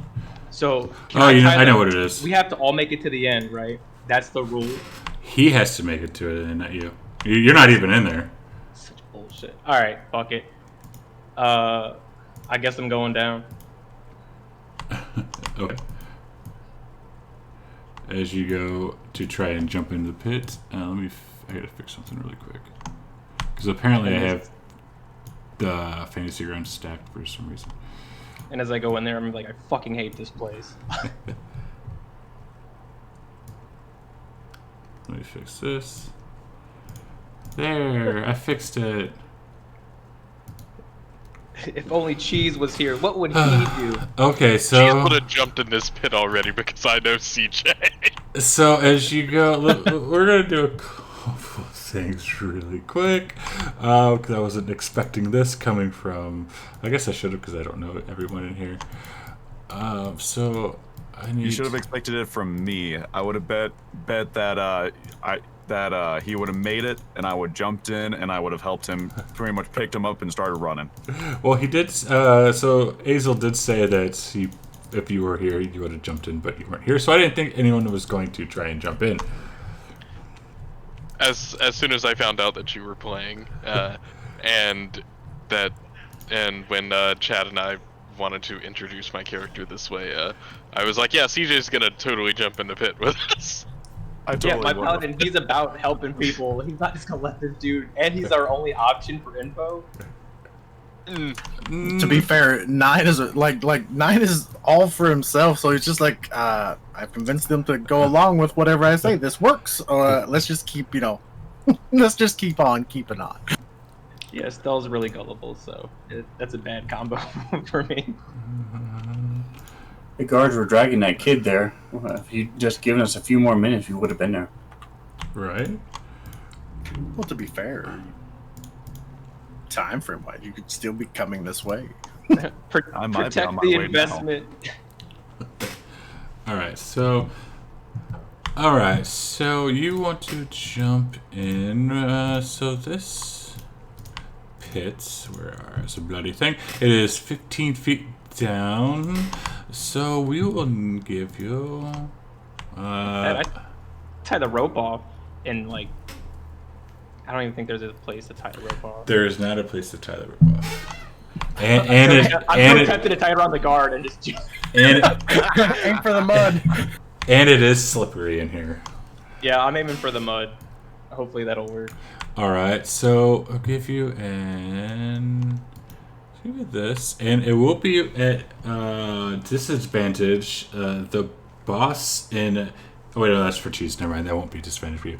So we will do this. Let's see if you can get down there. Oh, fight for the cheese. So you do get down there. So you are now in the pit as the crowd starts cheering, and what else? Yeah, so that's that. All right, I'm like, this is fucking retarded. I hate this place so much. And the selfish criminal hasn't attacked Zeg, right? No, he has not. He's trying to escape as well. Then I'm just going for the dinosaur. I'm like, bro, I'm here to help you. Don't die. Apparently there's money on you, and I'm gonna slash at this fucking little dinosaur. It is an action to get down. Then that's my whole turn. Okay. And Drazza says, that's not the way to do it, but you can't hear him. Aachen. Alright, so I'm moving up along the wall. M. Malos, thank you for the follow. Looking in there, shaking my head. Run, man, run! The tough criminal will make a couple of attacks on to the Velociraptor. He's doing melee attacks with his shield. He wants to prove to the Goliath he's worth it.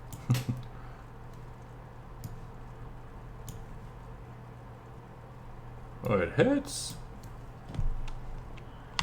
Taking down that dinosaur as well. Sad face.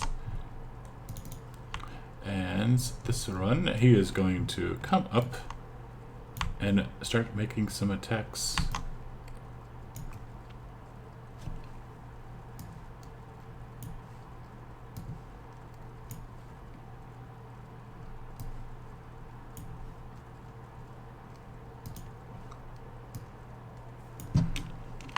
And do the same thing.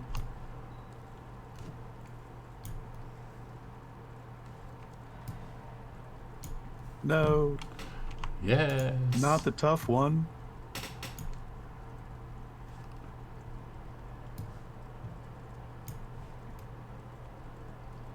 And that is his turn. Zagan. All right. Man, these little critters are tough little bastards, aren't they? Yes, they are. Ooh. So these areas are difficult terrain, correct? The mud, yes. Like that part. Okay, Yes. those are mud. Cool.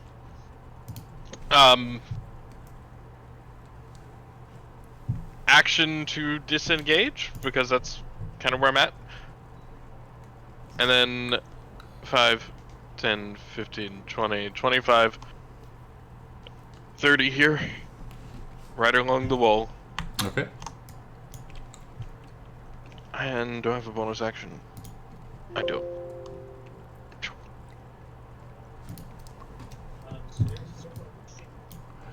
So I will. Actually, I mentioned to say this earlier just to interject here really quick. So with Twitch, the chat points in Twitch, I do allow players to use them. There is a set limit, so if you go, like, for instance, like a certain amount of healing potions, certain amount of bandages and shit, that is limited in the stream. So once you guys go over them, then that's it. I also prefer not to all the time, but I won't stop you. That's what they're there for. So to answer a couple of those questions. So Knight, it is your turn.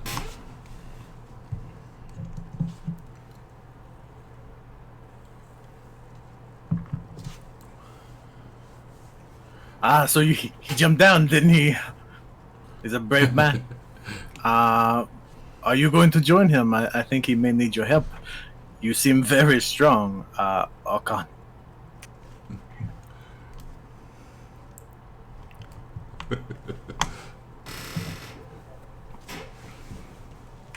I don't know. Stay right here, mine, protected here in the vest.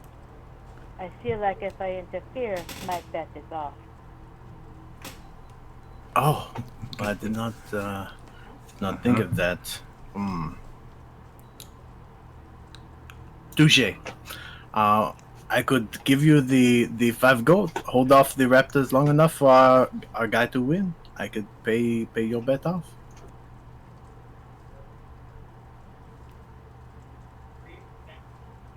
I'm taking the winning minus my 5 gold. Giving that he's going to survive. And Knight, you got a point of inspiration from Milos. Thank you, Milo. Or Milo. Trying to see here. I'm trying to think. Give me a few seconds here. So it's 15 feet down, right? Yes, sir.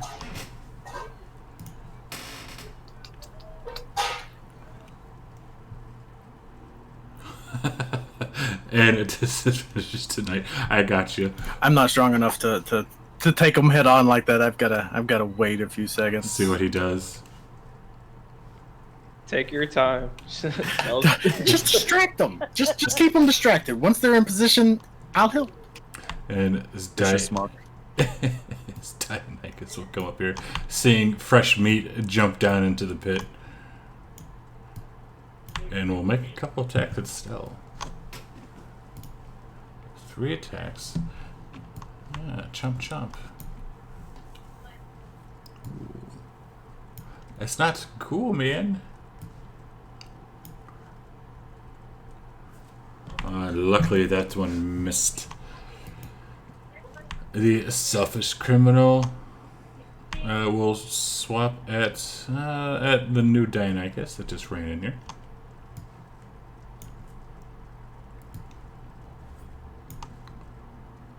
And then he'll... As this one will try and kill the smooth criminal. Selfish criminal, sorry. I have caused the corruption. He is now shellfish.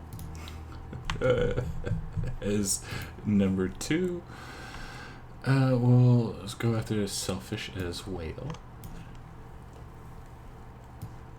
I need to get this Sirenscape shit working again. And it hits him with the claw. He claws him. Ooh. As the 3 Dionychuses look at Stell. Is that area that I drew around right there, is that difficult terrain as well? Like around these water pits here? No. It's very Okay. soggy, though.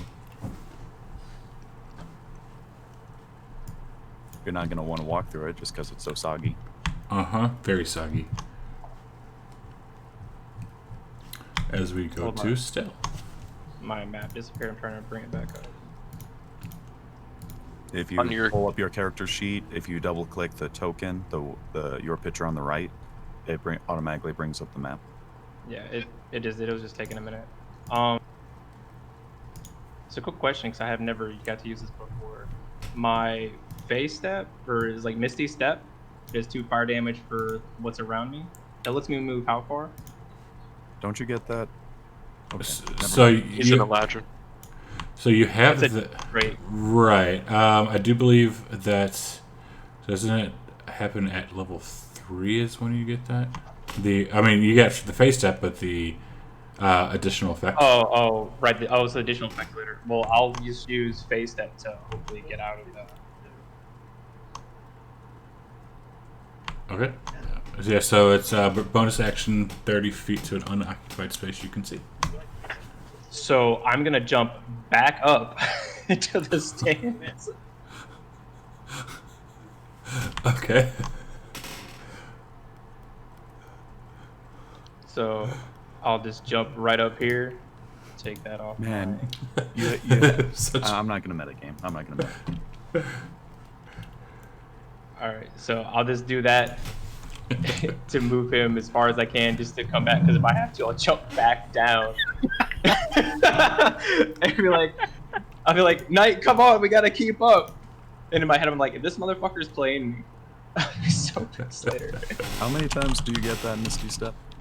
It's for long rest, Oh, long or short rest. So, man, that's such a useful skill. Uh-huh. and that's gonna be my that's a bonus action, right? It doesn't say on here on. It's a bonus action, yeah. Oh, I'm gonna pop I have a potion. I'm just gonna pop that right now for my regular action. Okay. And that's my turn. And Otkin. Alright. So that's it.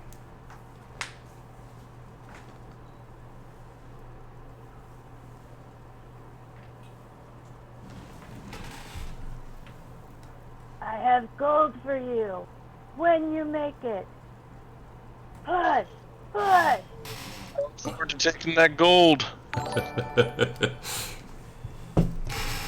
As the tough criminal, he's going to disengage.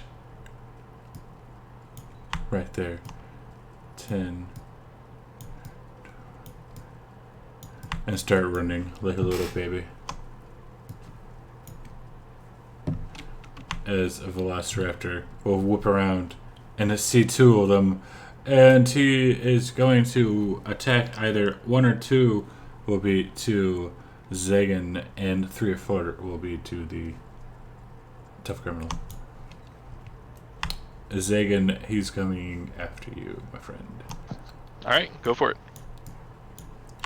And he's going to make a couple attacks, or I try to anyways. God knows I have enough character sheets loaded onto this onto this table. But he misses both times. You have a +3 for something? Mage armor. Mage armor sets my AC to 13, so it just does it by 3. Sounds good. And actually, he would have been right there. I apologize. And for the same thing, 1 or 2 will be Zagan. 3 or 4 will be the turd.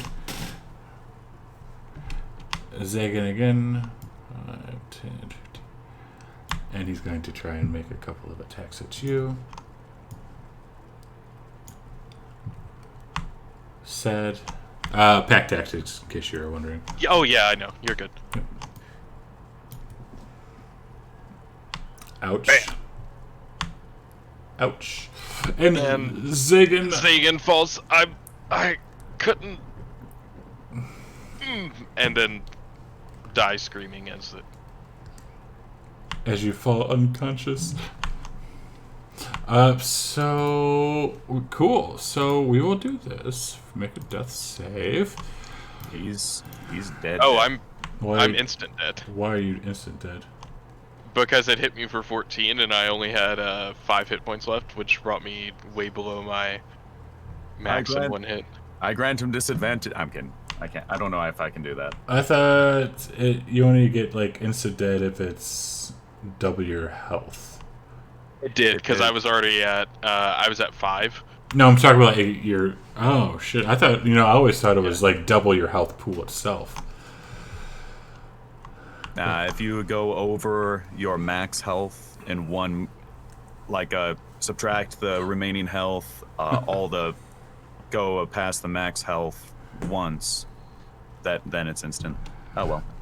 Well, damn. Zagan goes down. Rip. Poor Zagan. So the raptor. So that's all he can move. That was 30. Nice. Jesus, it's already deadly. I do not think. I don't think we need them. We'll find another way. Ouch. Stella just looks at you like, oh, I'm the worst fucking person ever. No, you're fine. You're fine. Like, eat the criminal. We're simply here to help these people and everyone in the world. I wish. Top one. Good job, Vex. Good job, Vex. First. Oh, he did. Does anyone know a good necromancer? Well, they've been having that issue with reviving people lately, haven't they? True. They have. I'm not here, so I'm kind of metagaming by talking to you guys, but still. I guess we need to return to the others. Let them dispose of the body. Hopefully you don't get in trouble for jumping in and then back out.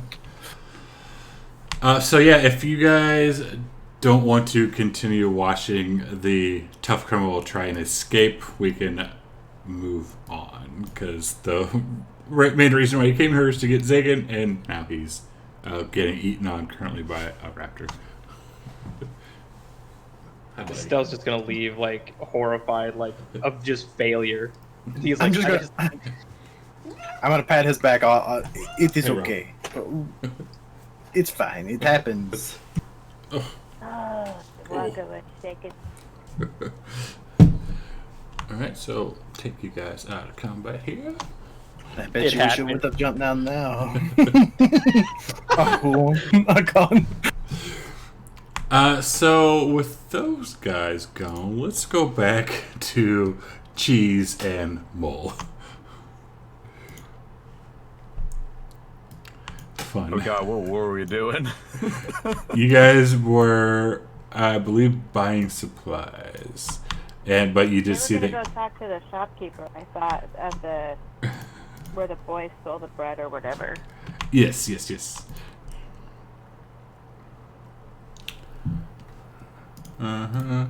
Yeah, so we are out So of Maul initiative. doesn't care at all about the kid who stole the bread. I'm gonna start working my way down toward the other merchant, unless Cheese doesn't come with, then I'll stop and wait for him. I'm gonna go over to the bread store to give a piece of my mind to this bread shop owner. I'm gonna let the kid get taken though, Okay. because I'm forgetful that way. Right, buddy. It happens. So you go to the bread shop owner, and she's baking some fresh bread, and she looks up at you, and she says, "Yes, do you want some bread here?" How much? How much do you have? How much is the bread? Oh, the bread. Yeah. For your money, how about 5 silver?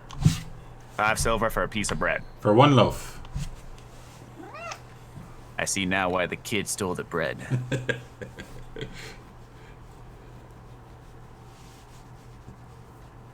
Nobody. How much bread would one piece of bread just count as 1 ration, or how much would it be? 1 piece of bread, it's like just a piece of bread. Might satiate your hunger for like an hour or 2. It's like Alright, so wheat bread we're here. gonna need to find real rations. Yeah, I would. Something actual good. I'm gonna pat Mool on the back, guidance again. You, do your moon speak.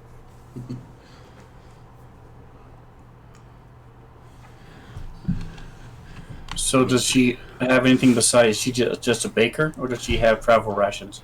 So in here, it's just a baker.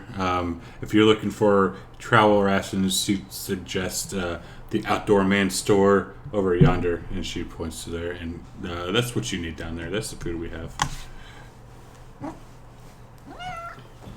Yeah, so I'm just going to head toward the Outdoor Man shop. We're looking for... Does he also have the supplies we need as far as the gear? He does. He has... it's kind of... If you picture kind of like as you walk into this place, it's kind of like a sporting goods store, if you will. Got, some spears and some... like nets, like the water catcher thing they were talking about, some food, maybe a tent. As I'm leaving the bread store, I'm gonna just give that deathly grandma stare at the shopkeep, going. And she points back at you and does this, and then does that.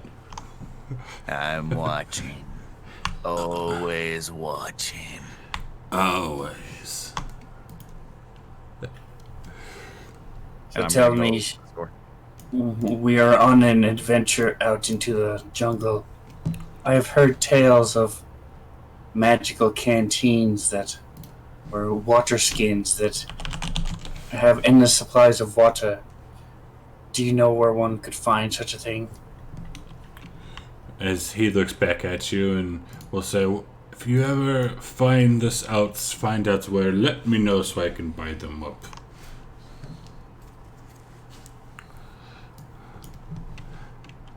As he does not know. Right, so we'll go down the list and get all the stuff that we need. A couple tents for enough to fit all of us, and the gear that they suggested. All right, so let's see what we have. Let's see here. How much would the tents be? How much would rations be? What else would we need? Possible kayaks, they said. Kayaks. So we do have a tent. It's a simple and portable canvas tent, which will sleep 2 people. So we'll need 3 tents at the minimum. And if memory serves, that's 6 gold off the top of my head. Yes, the tents are 2 gold each. Sorry. So 6. So I'm used to running errands for my masters and buying goods and wheeling and dealing in the underworld markets. I'm going to try to make sure we get the best possible price, considering the amount of stuff that we're purchasing. Moon speed. Becca 2311, thank you for the follow. As you get there, you try and let's see actually.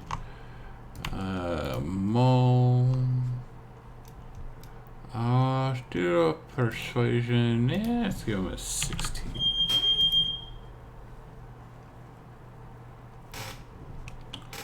As you start to talking to him, and he's like, "This is the lowest cost that I have for you. I do apologize."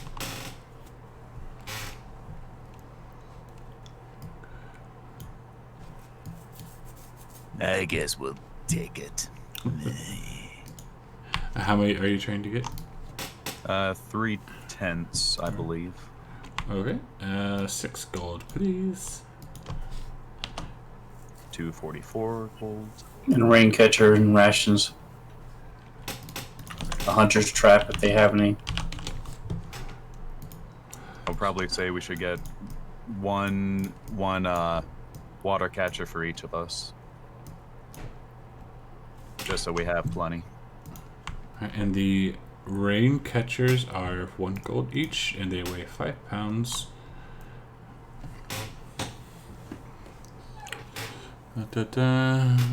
Alright, so 5 rain catchers, because to my knowledge, Matt Cheese only knows of the 5 of us.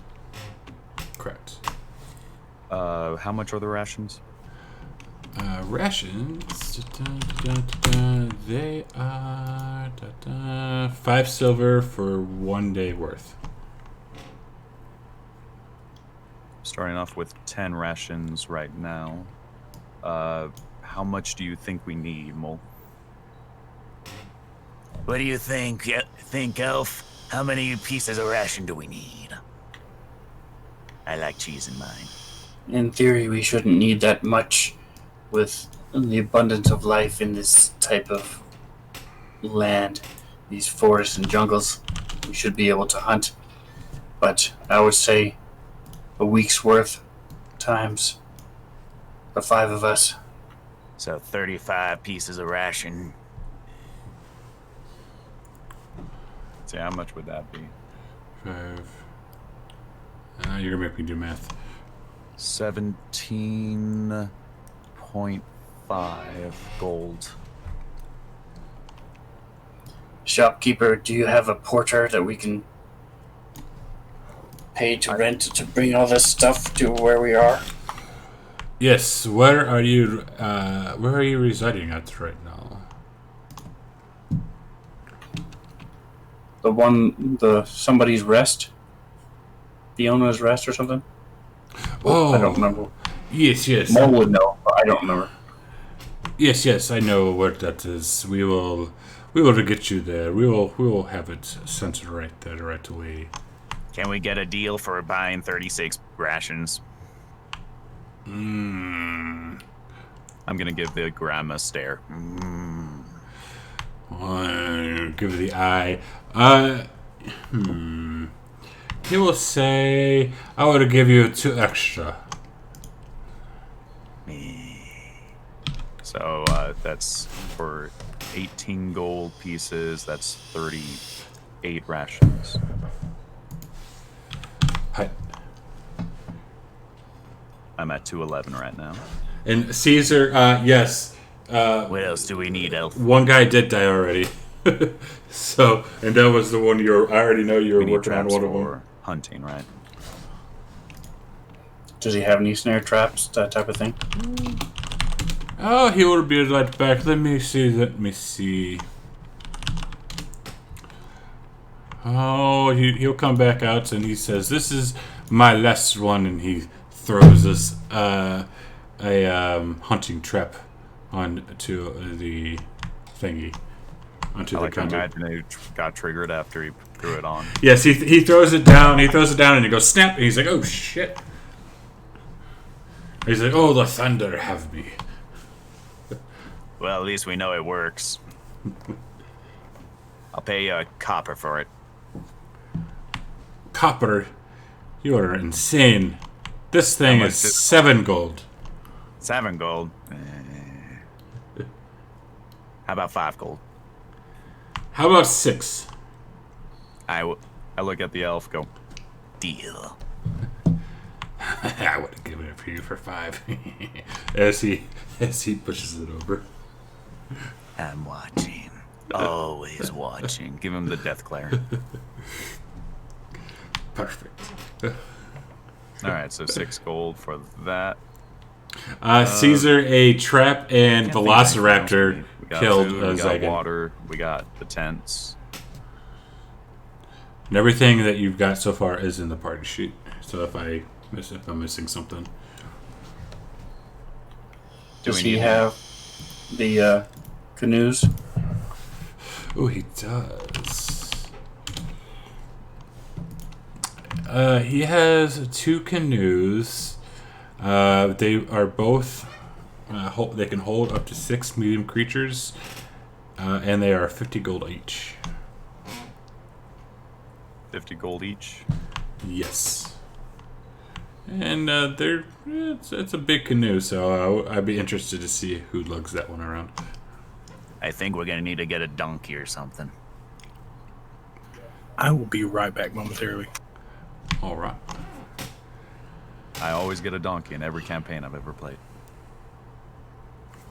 You've always played a donkey? Yes, I've always played a donkey. This is a first for me being human. Interesting. Yeah, I wonder if there's any animals that can lug stuff around in town. And as you say that, you hear boom, boom, boom, boom, boom, as some more of those creatures called dinosaurs come walking by. I'm gonna get me a dinosaur. Ooh, do you have any I do helix not feel that the canoe would be worth the effort, especially trying to work my ways. If these are anything like the Force. You have any healer's kits? Any of those first aid things where you open it up and there's bandages and all that? Yeah, I have 2. How much? 5 each. I'll give you 9. How about 12? How about 10? How about 10? All right, I'll get 10.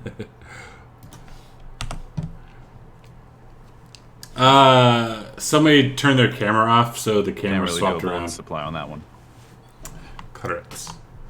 Yeah, So yeah, the so I think we're camera. good. Yeah, Go so ahead back when to- he turns his camera back on, it'll be fine. You, where do we buy those dinosaurs? He starts laughing. Oh, you must be new. You have to win the dinosaur races to enable to get a dinosaur, but you must win several of them.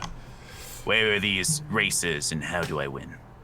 The races are, and he will tell you where they are, and he says you must be very good at them. The dinosaurs, they are very, very fast, and they like to smash through things. It's like a match made in heaven. And they will take bets. They like to bet money. I like money. And Well, I can tell you what I would do if I wasn't in a party. And as you walk out, you hear a vendor screaming out, "Cat's meat, hot wine. Cat's meat, hot wine." As he comes up to you, and he's holding there's some kind of meat on a stick, and he'll put it up to you and says, "Cat's meat, How much? 1 gold. 9 silver. Deal." I toss a coin at him, expecting change. He tosses a coin back to you. Sweet. And as he hands you the stick, it has a distinct feline features to it that is very cooked. I turn to the elf. You think Knight will like this? I think he'll like it. Ah, I'm gonna save it for night. you jest. Very funny.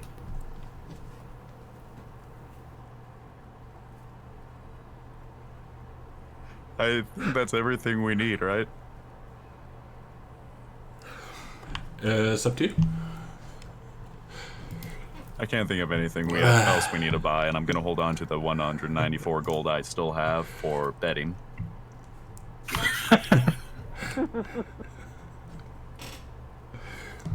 You think we can go to these races and just, I don't know, bet on ourselves and that we'll win?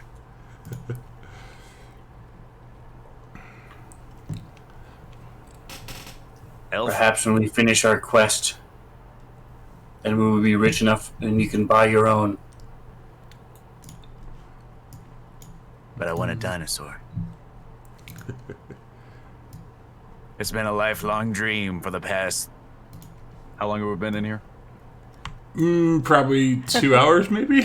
It's been a lifelong dream for the past 3 hours. And as you are sitting there talking, this little girl comes walking up to you. And she says, Mister, can you help me? I'm a woman. And she was, oh, I'm sorry, as actually looking at Mole.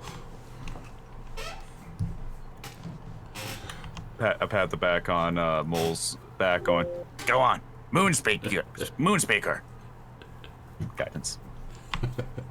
So she is a half elf, and she does have a little friend on her shoulder. We are in a hurry. What do you need? Can my dad is missing. I'm trying to find him. He was taken by a reptilian man who didn't talk, and he smells really weird. And I saw them heading out into the jungle. As this little pet suddenly kind of talks and is like, this is stupid. Don't listen to them. You can do it yourself. Can you not go to the authorities? The authorities, they don't care.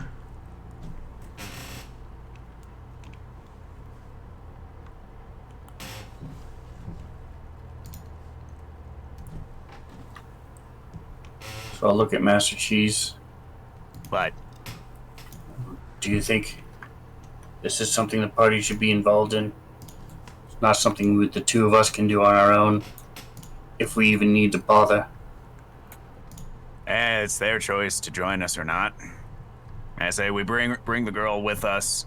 We'll ask them and we'll do the thing. Where are we? You are still in the market ward. Yes, Schmo. His name is Master If you Cheese. wish to follow us, we will ask our compatriots, Okay. and I'll start heading toward the inn. Thank you so much. Start shuffling along. As Knights and Stell and Aachen, what are you all doing? I suggested that we move to find our accommodations since our first foray into information gathering failed. Alright. I second that motion. I think the rocking lizard was one of the spots. Let me pull that up right quick here. The Thundering Lizard. Thunder lizard. Yeah, Thundering Lizard is for a raucous time, or Kaya's house for a good night's sleep. Thundering Lizard is cheaper at 5 silver a night. Kaya's house is nicer and quieter, costing 1 gold. I feel like maybe this whole information thing was my fault. I say we move to the quiet inn for a nice, peaceful rest, and maybe find our companions. Stella's just gonna go with the flow. He's so depressed after what just happened. All right.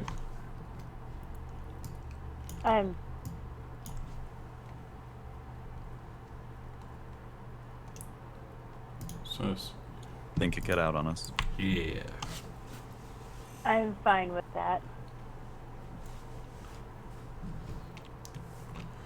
Alrighty. So there were two places. You guys went to the Thundering Lizard, was it? Terrible with names. I'm sorry. Other No, ones we are went to the fine. other No, we place. went to Stella's. Yeah, Stella! Whoever's left. Kaya's seller. Okay. Perfect, because I can give him a thing. So, I'm not gonna lie to you, man. My group has gave me inspiration, then gave me disadvantage, and then gave me advantage. It's a back and forth them trying to screw me. So yeah, I have them all still set up on here, because we haven't been really in combat or anything like that. So I haven't really been able to give you say, oh, you got this, you got that. Knight uses his brain, not his fist.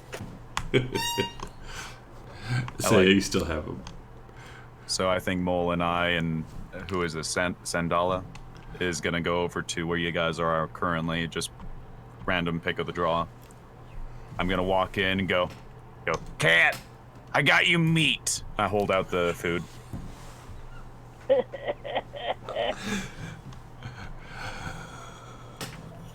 You expect me to eat the one of my own kind? Yes, now eat it. It was 9 silver. Your share, I hope. Eat it.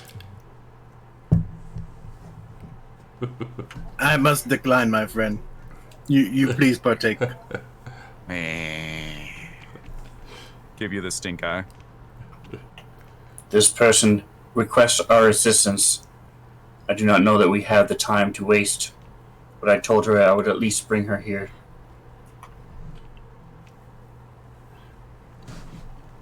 I'm all motion over to Zandela. What kind of trouble are you in, mon chéri? My dad, he was taken.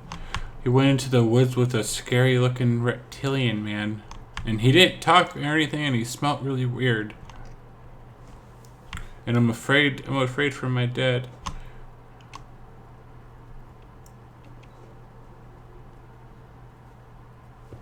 And as you guys are sitting here in the inn, another person comes walking out, and her name is here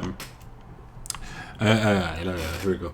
A distinguished elven woman approaches you, and she says, "Hello, my name is Kaya.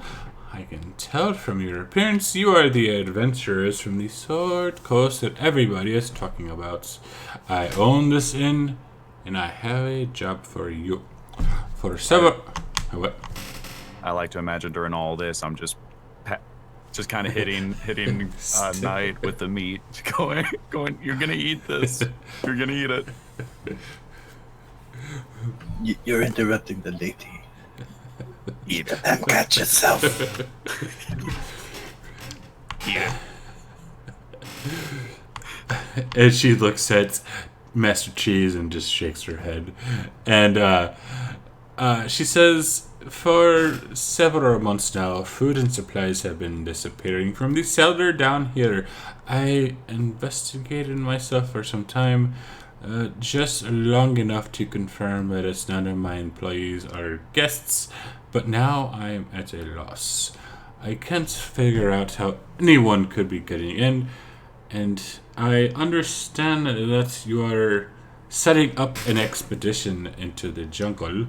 If you can solve my problem, I'll arrange for any guide in the city to be your guide at no cost to you for 30 days. Or, if you've already hired a guide," as she looks at Zandala, "I'll pay you 100 gold to solve the problem, but another 50 gold if you bring the culprit to me alive, so I can ensure that they pay for their crimes. What do you say?" We have a guy named Zagan. I'm sorry, but Zagan is dead. We tried to help. Did not go so well. What? What do you mean you tried to find someone already? I thought you were trying to find information. We did. The little boy led us to Zagan, who was captured and put to trial. Stell did a wonderful job trying to help him. It's just these what are they called? Dinosaurs. Ate him. Zygon, that is. It was horrible. Poor Zygon. I'm gonna move the meat on a stick. I'm gonna just slowly shift it over to Stell, and go eat. Still takes it because he doesn't even care right now. Good boy. Are you going to eat it? No, I'm just gonna look at it because I don't know cheese that well. Okay.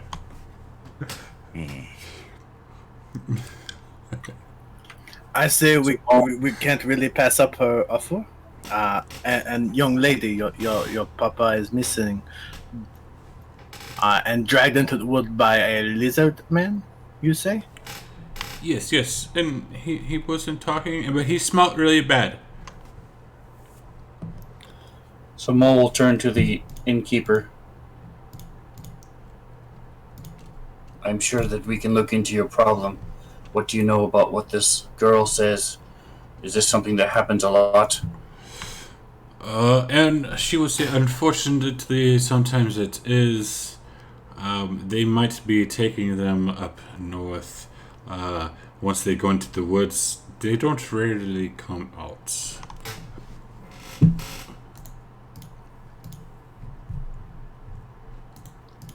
I want an insight on cheese. On cheese? Go for it. Okay. Hang on, let's see. Who was that? Stell wants the insight on cheese. So, cheese insights. Insight hidden. So to metagame a bit, just step outside. Mo wouldn't care. He's willing to do whatever anybody else wants to do. So if you guys want to help this girl, we can. But I mean, there's no reason we can't do both. Stell, you can tell that he is trying to lie to you. I'm like, cheese, just leave me alone for now. And he just I hands the wasn't meat. lying. I was legitimately All just right. giving him food and going, eat it. Eat it. To be fair though, like you try to hand a cat, so Yes, and I figured you would enjoy the taste. wow. I'm not lying. I just went, meat. Cats like meat. If he's not legitly lying, then I would take a small not. bite. Okay. I'm legitimately not lying. Okay. You believe he's telling the truth then? Saying I'm lying when I'm not lying. I'm just going, eat the damn food. I paid 9 silver for this thing. I feel kind of depressed, so I would probably just listen to him regardless. Because I can tell he's telling the truth. So Mole wouldn't care. What do you guys want to do then? We get paid for going to the woods and finding this thing. I was not listening. What if we help innkeeper for free lodging and the guide, and then we take our guide and have him lead us to where her papa is. Okay. Okay. The guide will, or the innkeep will say, that is acceptable. Free lodging and a guide for 30 days. If you bring back the criminal to me, I'll give you extra gold. Excellent. Alive or dead?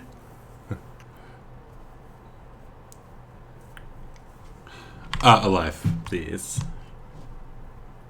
You made things far more difficult. Let's go. I agree. Let us be off and finish this. Would you like to come with us, miss? To help. And Zend, I forget what her name is now. She says, I would prefer to stand up here. I'm not much use, and if you have to fight, I'm not much useful at all. Okay then. No harm, no foul. As Kaya will lead you down the stairs around the corner as she puts you guys down into here. This little mop.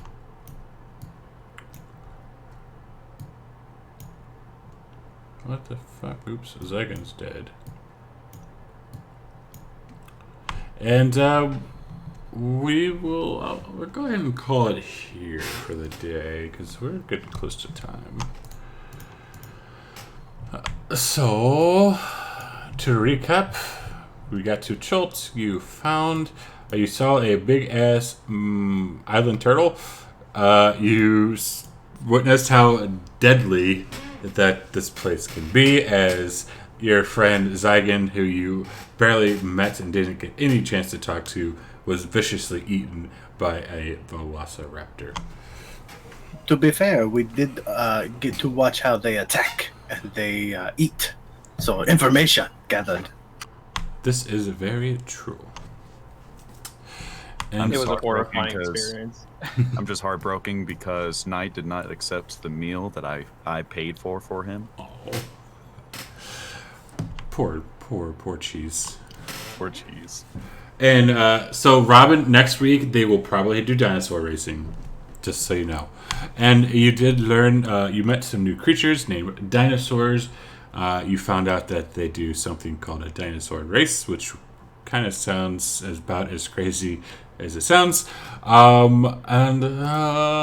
I think that's it. I like to imagine. Did we actually get more information on our shopping trip than they did?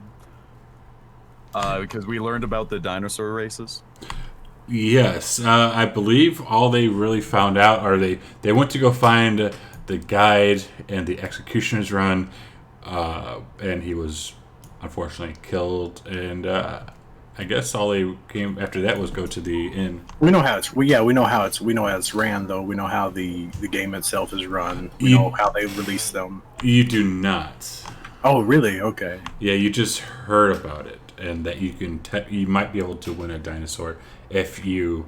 No, not the race. The actual, like, them running from the dinosaurs and the executioner's run. Oh, and so where you saw, we know the gates where they release from and the frequency.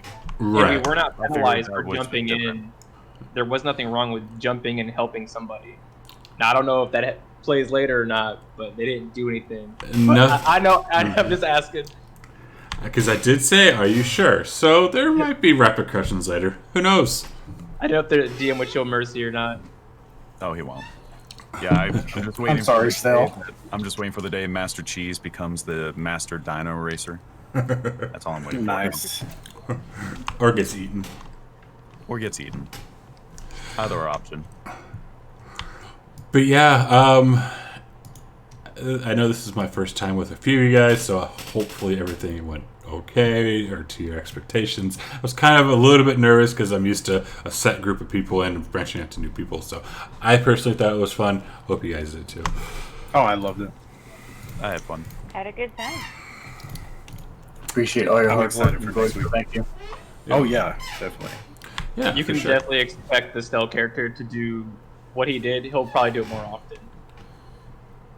Again, I'm Excellent. sorry. No, you're good, man. Like, I played to the characters, so if you were like That's convincing me. people to follow you. my character's a rogue, and he like for some reason he's like, I think we should do this, and everybody's like, okay, and he's like, oh, it's working. Yay. I loved how you guys all sent the least charismatic character in the party to go shop. Yeah, that's why I joined you. That's the only reason he joined you. That's great. Give him your mood speak. Meh. And we shall probably meet up with Azel's new character. I did have an idea for him that I wanted to pass by. I'm not sure. Oh, you have a character idea for me? Well, a race, anyways. What race? Grung. Velociraptor.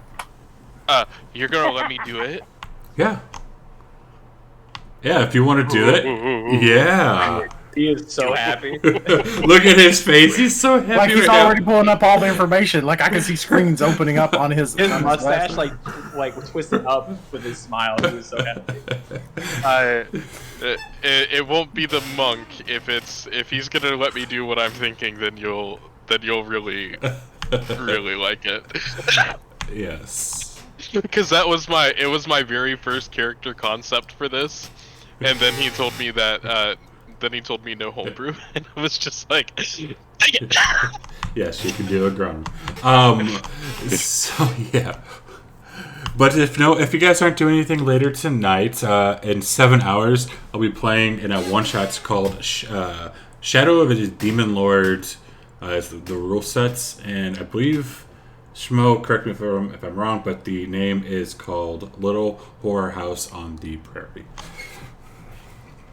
And it's going to be lots of fun, I hope, because there are bags of dicks and a spell that makes you poop. The best whorehouse in Texas. Nice. It sounds like I really need to play this one shot. Well, you can watch. It is full. Ah, dang. Let me know when you do the next one. I've actually never played with this rule set, so it's going to be interesting. What rule set is it again? Shadow of the Demon Lord. I don't know. Like I know a little. Like I've watched them play it, but I don't know really much about it. But yeah. Well, we are done for the day. Feel free to pop out. I will get some things on the inspiration. I meant to set that all up, but I honestly completely forgot about it. Yeah, I think I'm gonna need to learn a little bit more of that because I had no idea that was a feature. Yeah. So what I do typically is every session you get 1 point of inspiration. You count. You can only get 3 points. You can only have 3 points, and then with the inspiration cards, you can use 1 inspiration point to buy a card. It's a rollable table. I know Sven knows what those are, and you can use them. You can use points to like re-roll something or get an advantage or some shit like that. Are you talking about keeping track of inspiration? Because on your character sheet, you can hit the little dot that says inspire, and it puts a star on your character. Right. So yeah, you guys will get each 1 point of those each session, but it's different. Like you get cards. Like for instance, Okay. Inspiration cards. Here's a table. If I can find it. You roll on the table like so, and there's a card, and then it says knockback, and you can use it and shit like that. So there's different levels. There's bronze, silver, gold, and platinum cards. It's a pretty cool thing. So do you take inspiration away, or do you actually just leave it there until it's used? So if you use like if you were going to buy one of these cards, it would cost inspiration point. Then you would just click that. I mean, after every session, do you make them like? Do you empty out the inspiration after every session, or do you like just let us keep it until we use it? You only have 3 at once. So once you get to 3, you can't get any more. Okay. And then they do carry over. They do carry over, and you can also only have 3 inspiration cards on you at once as well. So basically, one. Can we point give is inspiration on to other two people? silver. You can give inspiration to other people. You can't give them your cards, though, unless it specifically says, use it for your allies. And do you do inspiration before or after the roll? Before.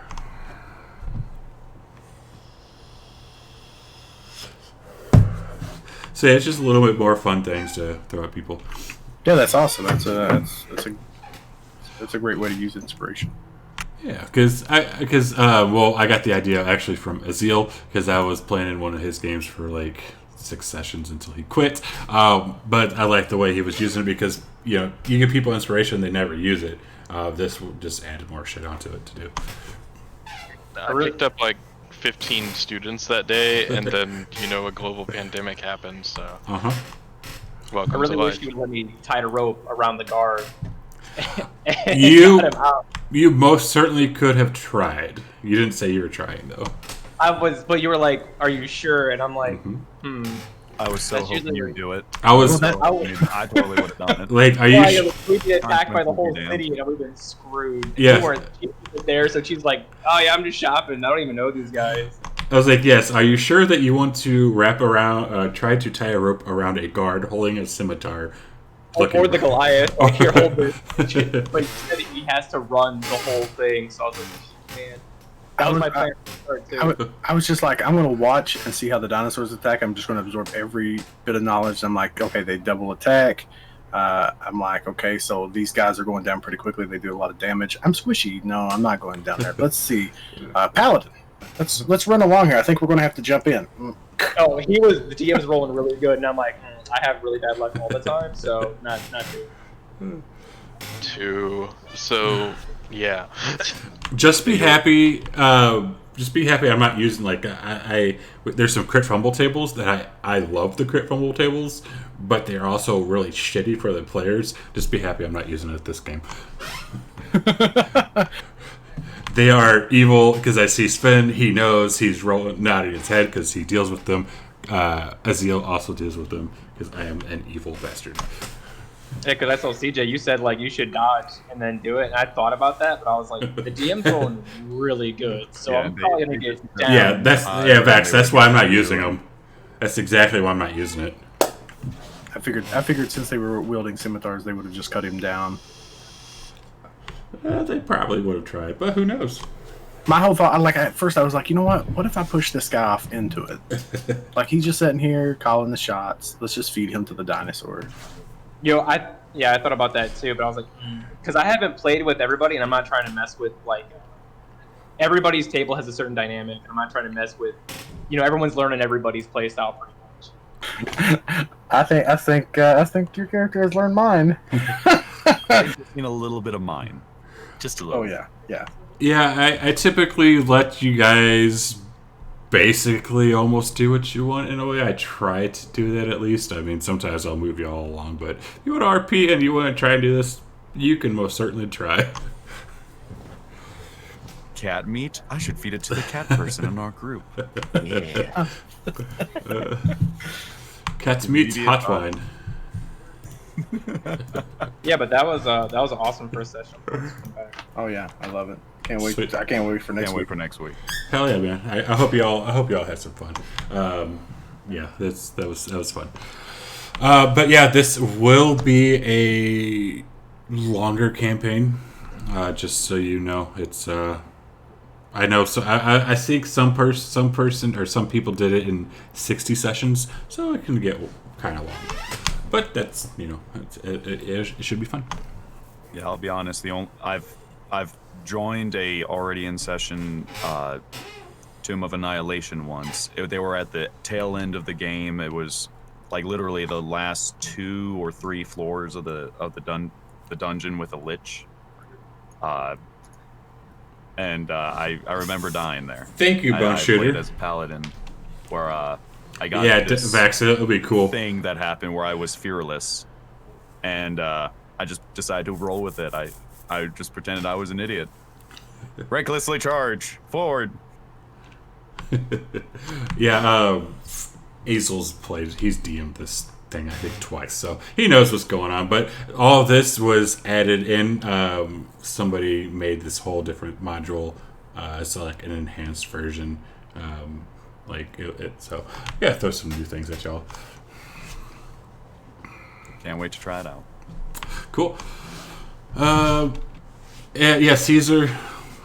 Cool. Le Posant. But yeah, we will call it here, and I'm around. If you got questions or want to bullshit or whatever, I am in Discord. Feel free to hit me up. I want I want everyone to bet how long will it take before Master Cheese kills everyone. Vex with the Next week during the dino subscription. races. Thank you, Oh, sir. you know it. I appreciate it. Guys, we should get on the dinos. Oh yeah, I did have one question because I did ask James about it. But how do you do? Say I want to take my ball bearings and then put them in a sack of black powder and then attach a wick to it. to make like an impromptu claymore? How would that work? Makeshift great bomb. Yep. Um. You need alchemy. You'd have to be alchemy proficient. Okay. I can stat that as a weapon if you want. Yeah, like because I do Fantasy Grounds coding shit and modules, so I'm sure there's something out there. I just figured like if we have someone smart enough, I can be like, I need you to make this for me. It's it go boom, and these little balls fly kill everything. Go boom. Yeah, but you can pay the alchemist to make. Yep. 10-foot radius, flat DC 15 deck save. That was What? There you go. 8 damage. Walking dude, on she's Master Chief Petty on the Officer. low end, Was you know, it cheese? ball bearings are 60. Jesus. So now you think cheese is going to kill everyone? Who thinks my bombs are going to kill everyone? Stell, do we need to do our logs? the log entry. That's what I didn't know. Oh, so this I don't do those. That's for like AI shit. I honestly, since I've been using Fantasy Grounds, have never used that before. If you want to take notes, you are more than welcome to do so. Okay, I have a note because usually I keep trying to get that quest and stories, so I'll have the notepad, but I haven't made it public. So I don't know if it saves each time we get done. But It does. Yeah, it does. I can see it. Well, I can see it, but I see it. It's the campaign no session 1 death curse everywhere. that would be Azel. And I only see that one. Yeah, and the one I was and the one you did. Yeah, so there's other ones. So yeah, as long as Stell, if you don't make it public, then they won't see it. It's up to you. Okay. If you show it to them or not. Just popped up. Yeah, I just made it public. I just like to keep track of like where we're going because man, sometimes there's just so much information flowing that it's hard to keep track of what's what. Right. I'll lose names all the time, and I'll be sitting there going, oh man, I should have typed that out. That's why I play the messing up names thing just to my character. That's why I was like a BB, a boo boo, like because I was like I'm not pronouncing that. So. I am a sneeze, father of Achu. And no one got my huge ass. Oh, I did. I was laughing. I just didn't interrupt you because as soon as you said that, I was like, well, I do have a person who donates a lot of subs to my channel whose name is Hugh Janus. So Nice. like, it's quite funny. Yeah, I don't like to interrupt when you guys talk. I don't like to just chime in and stuff like that. I always let the DM just play out. Yeah, I try to throw because I know one session I threw out like 6 or 7 pop culture references, and they only got like 2 of them. I'm like, really? Oh. But yeah. So I think that's it. I can't remember. Will you put up in the chat, the Discord chat, when the next session is, or we just always set for? It's weekly, same time. If you guys can pop in at like 15 minutes early, so I can get cameras and shit set up, that'd be appreciated. Okay. But So yeah, it's going to be as difficult as possible. yeah. So we can start on time next week. But I still blame Sven. It's his fault. All right, guys. Thanks for the game. I'll definitely be seeing you next week. Yeah, catch you guys later. Sounds good. Yep. And thank you, stream, for hanging out. Hopefully it was entertaining, if you will. Oops. Hopefully it was a little entertaining. Hope you guys had some fun. Well, I don't know why I just lost my background. There it goes. Yeah, so we will be back here tonight at 7 p.m. Central, so in like 7 hours, playing some Shadow of the Demon Lord. It's going to be fucking awesome. I'm probably going to die. I hope I die, because that game looks like fun. Tomorrow we have... What do we have tomorrow? Tomorrow we are playing the Tyranny of Dragons game campaign. We're about 6 months in now, as they are about to have fun with another dragon. Saturday from 9 a.m. to 9 p.m. is a 12-hour stream, having 3 different games running back to back to back. I am insane like that because that's what I do.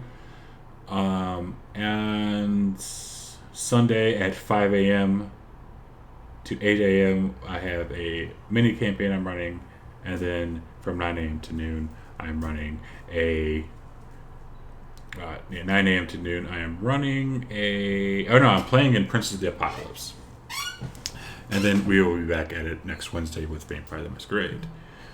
My Tyranny campaign lasted about 9 months. We started it in November.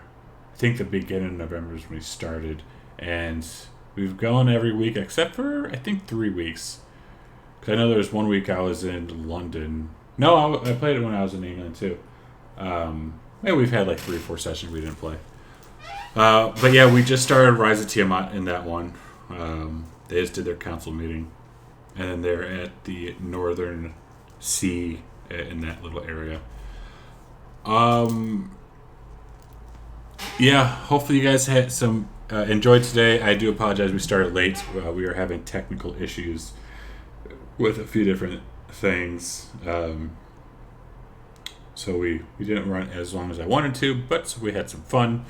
I was a little nervous because there was 3 people in there I had never DM'd before, and 2 of them I had only DM'd once. So I was like, oh shit, I hope I don't screw anything up. I hope they enjoy themselves, which I think they did. I do feel bad for Azel's character that he created last night. It got killed by a raptor. Session 1, rip already. So it should be fun. That just goes to show how deadly this campaign is. And if y'all enjoyed it, yeah, he wanted to do it, Grung. So that's cool. I'm okay with this. But yeah, if you guys want to stay updated, follow me on Twitter. It is right here. Also, feel free to join my Discord, which is right there. And you can check out my Patreon if you really love me. Support the stream. Everything goes back right out into the stream, which is right there.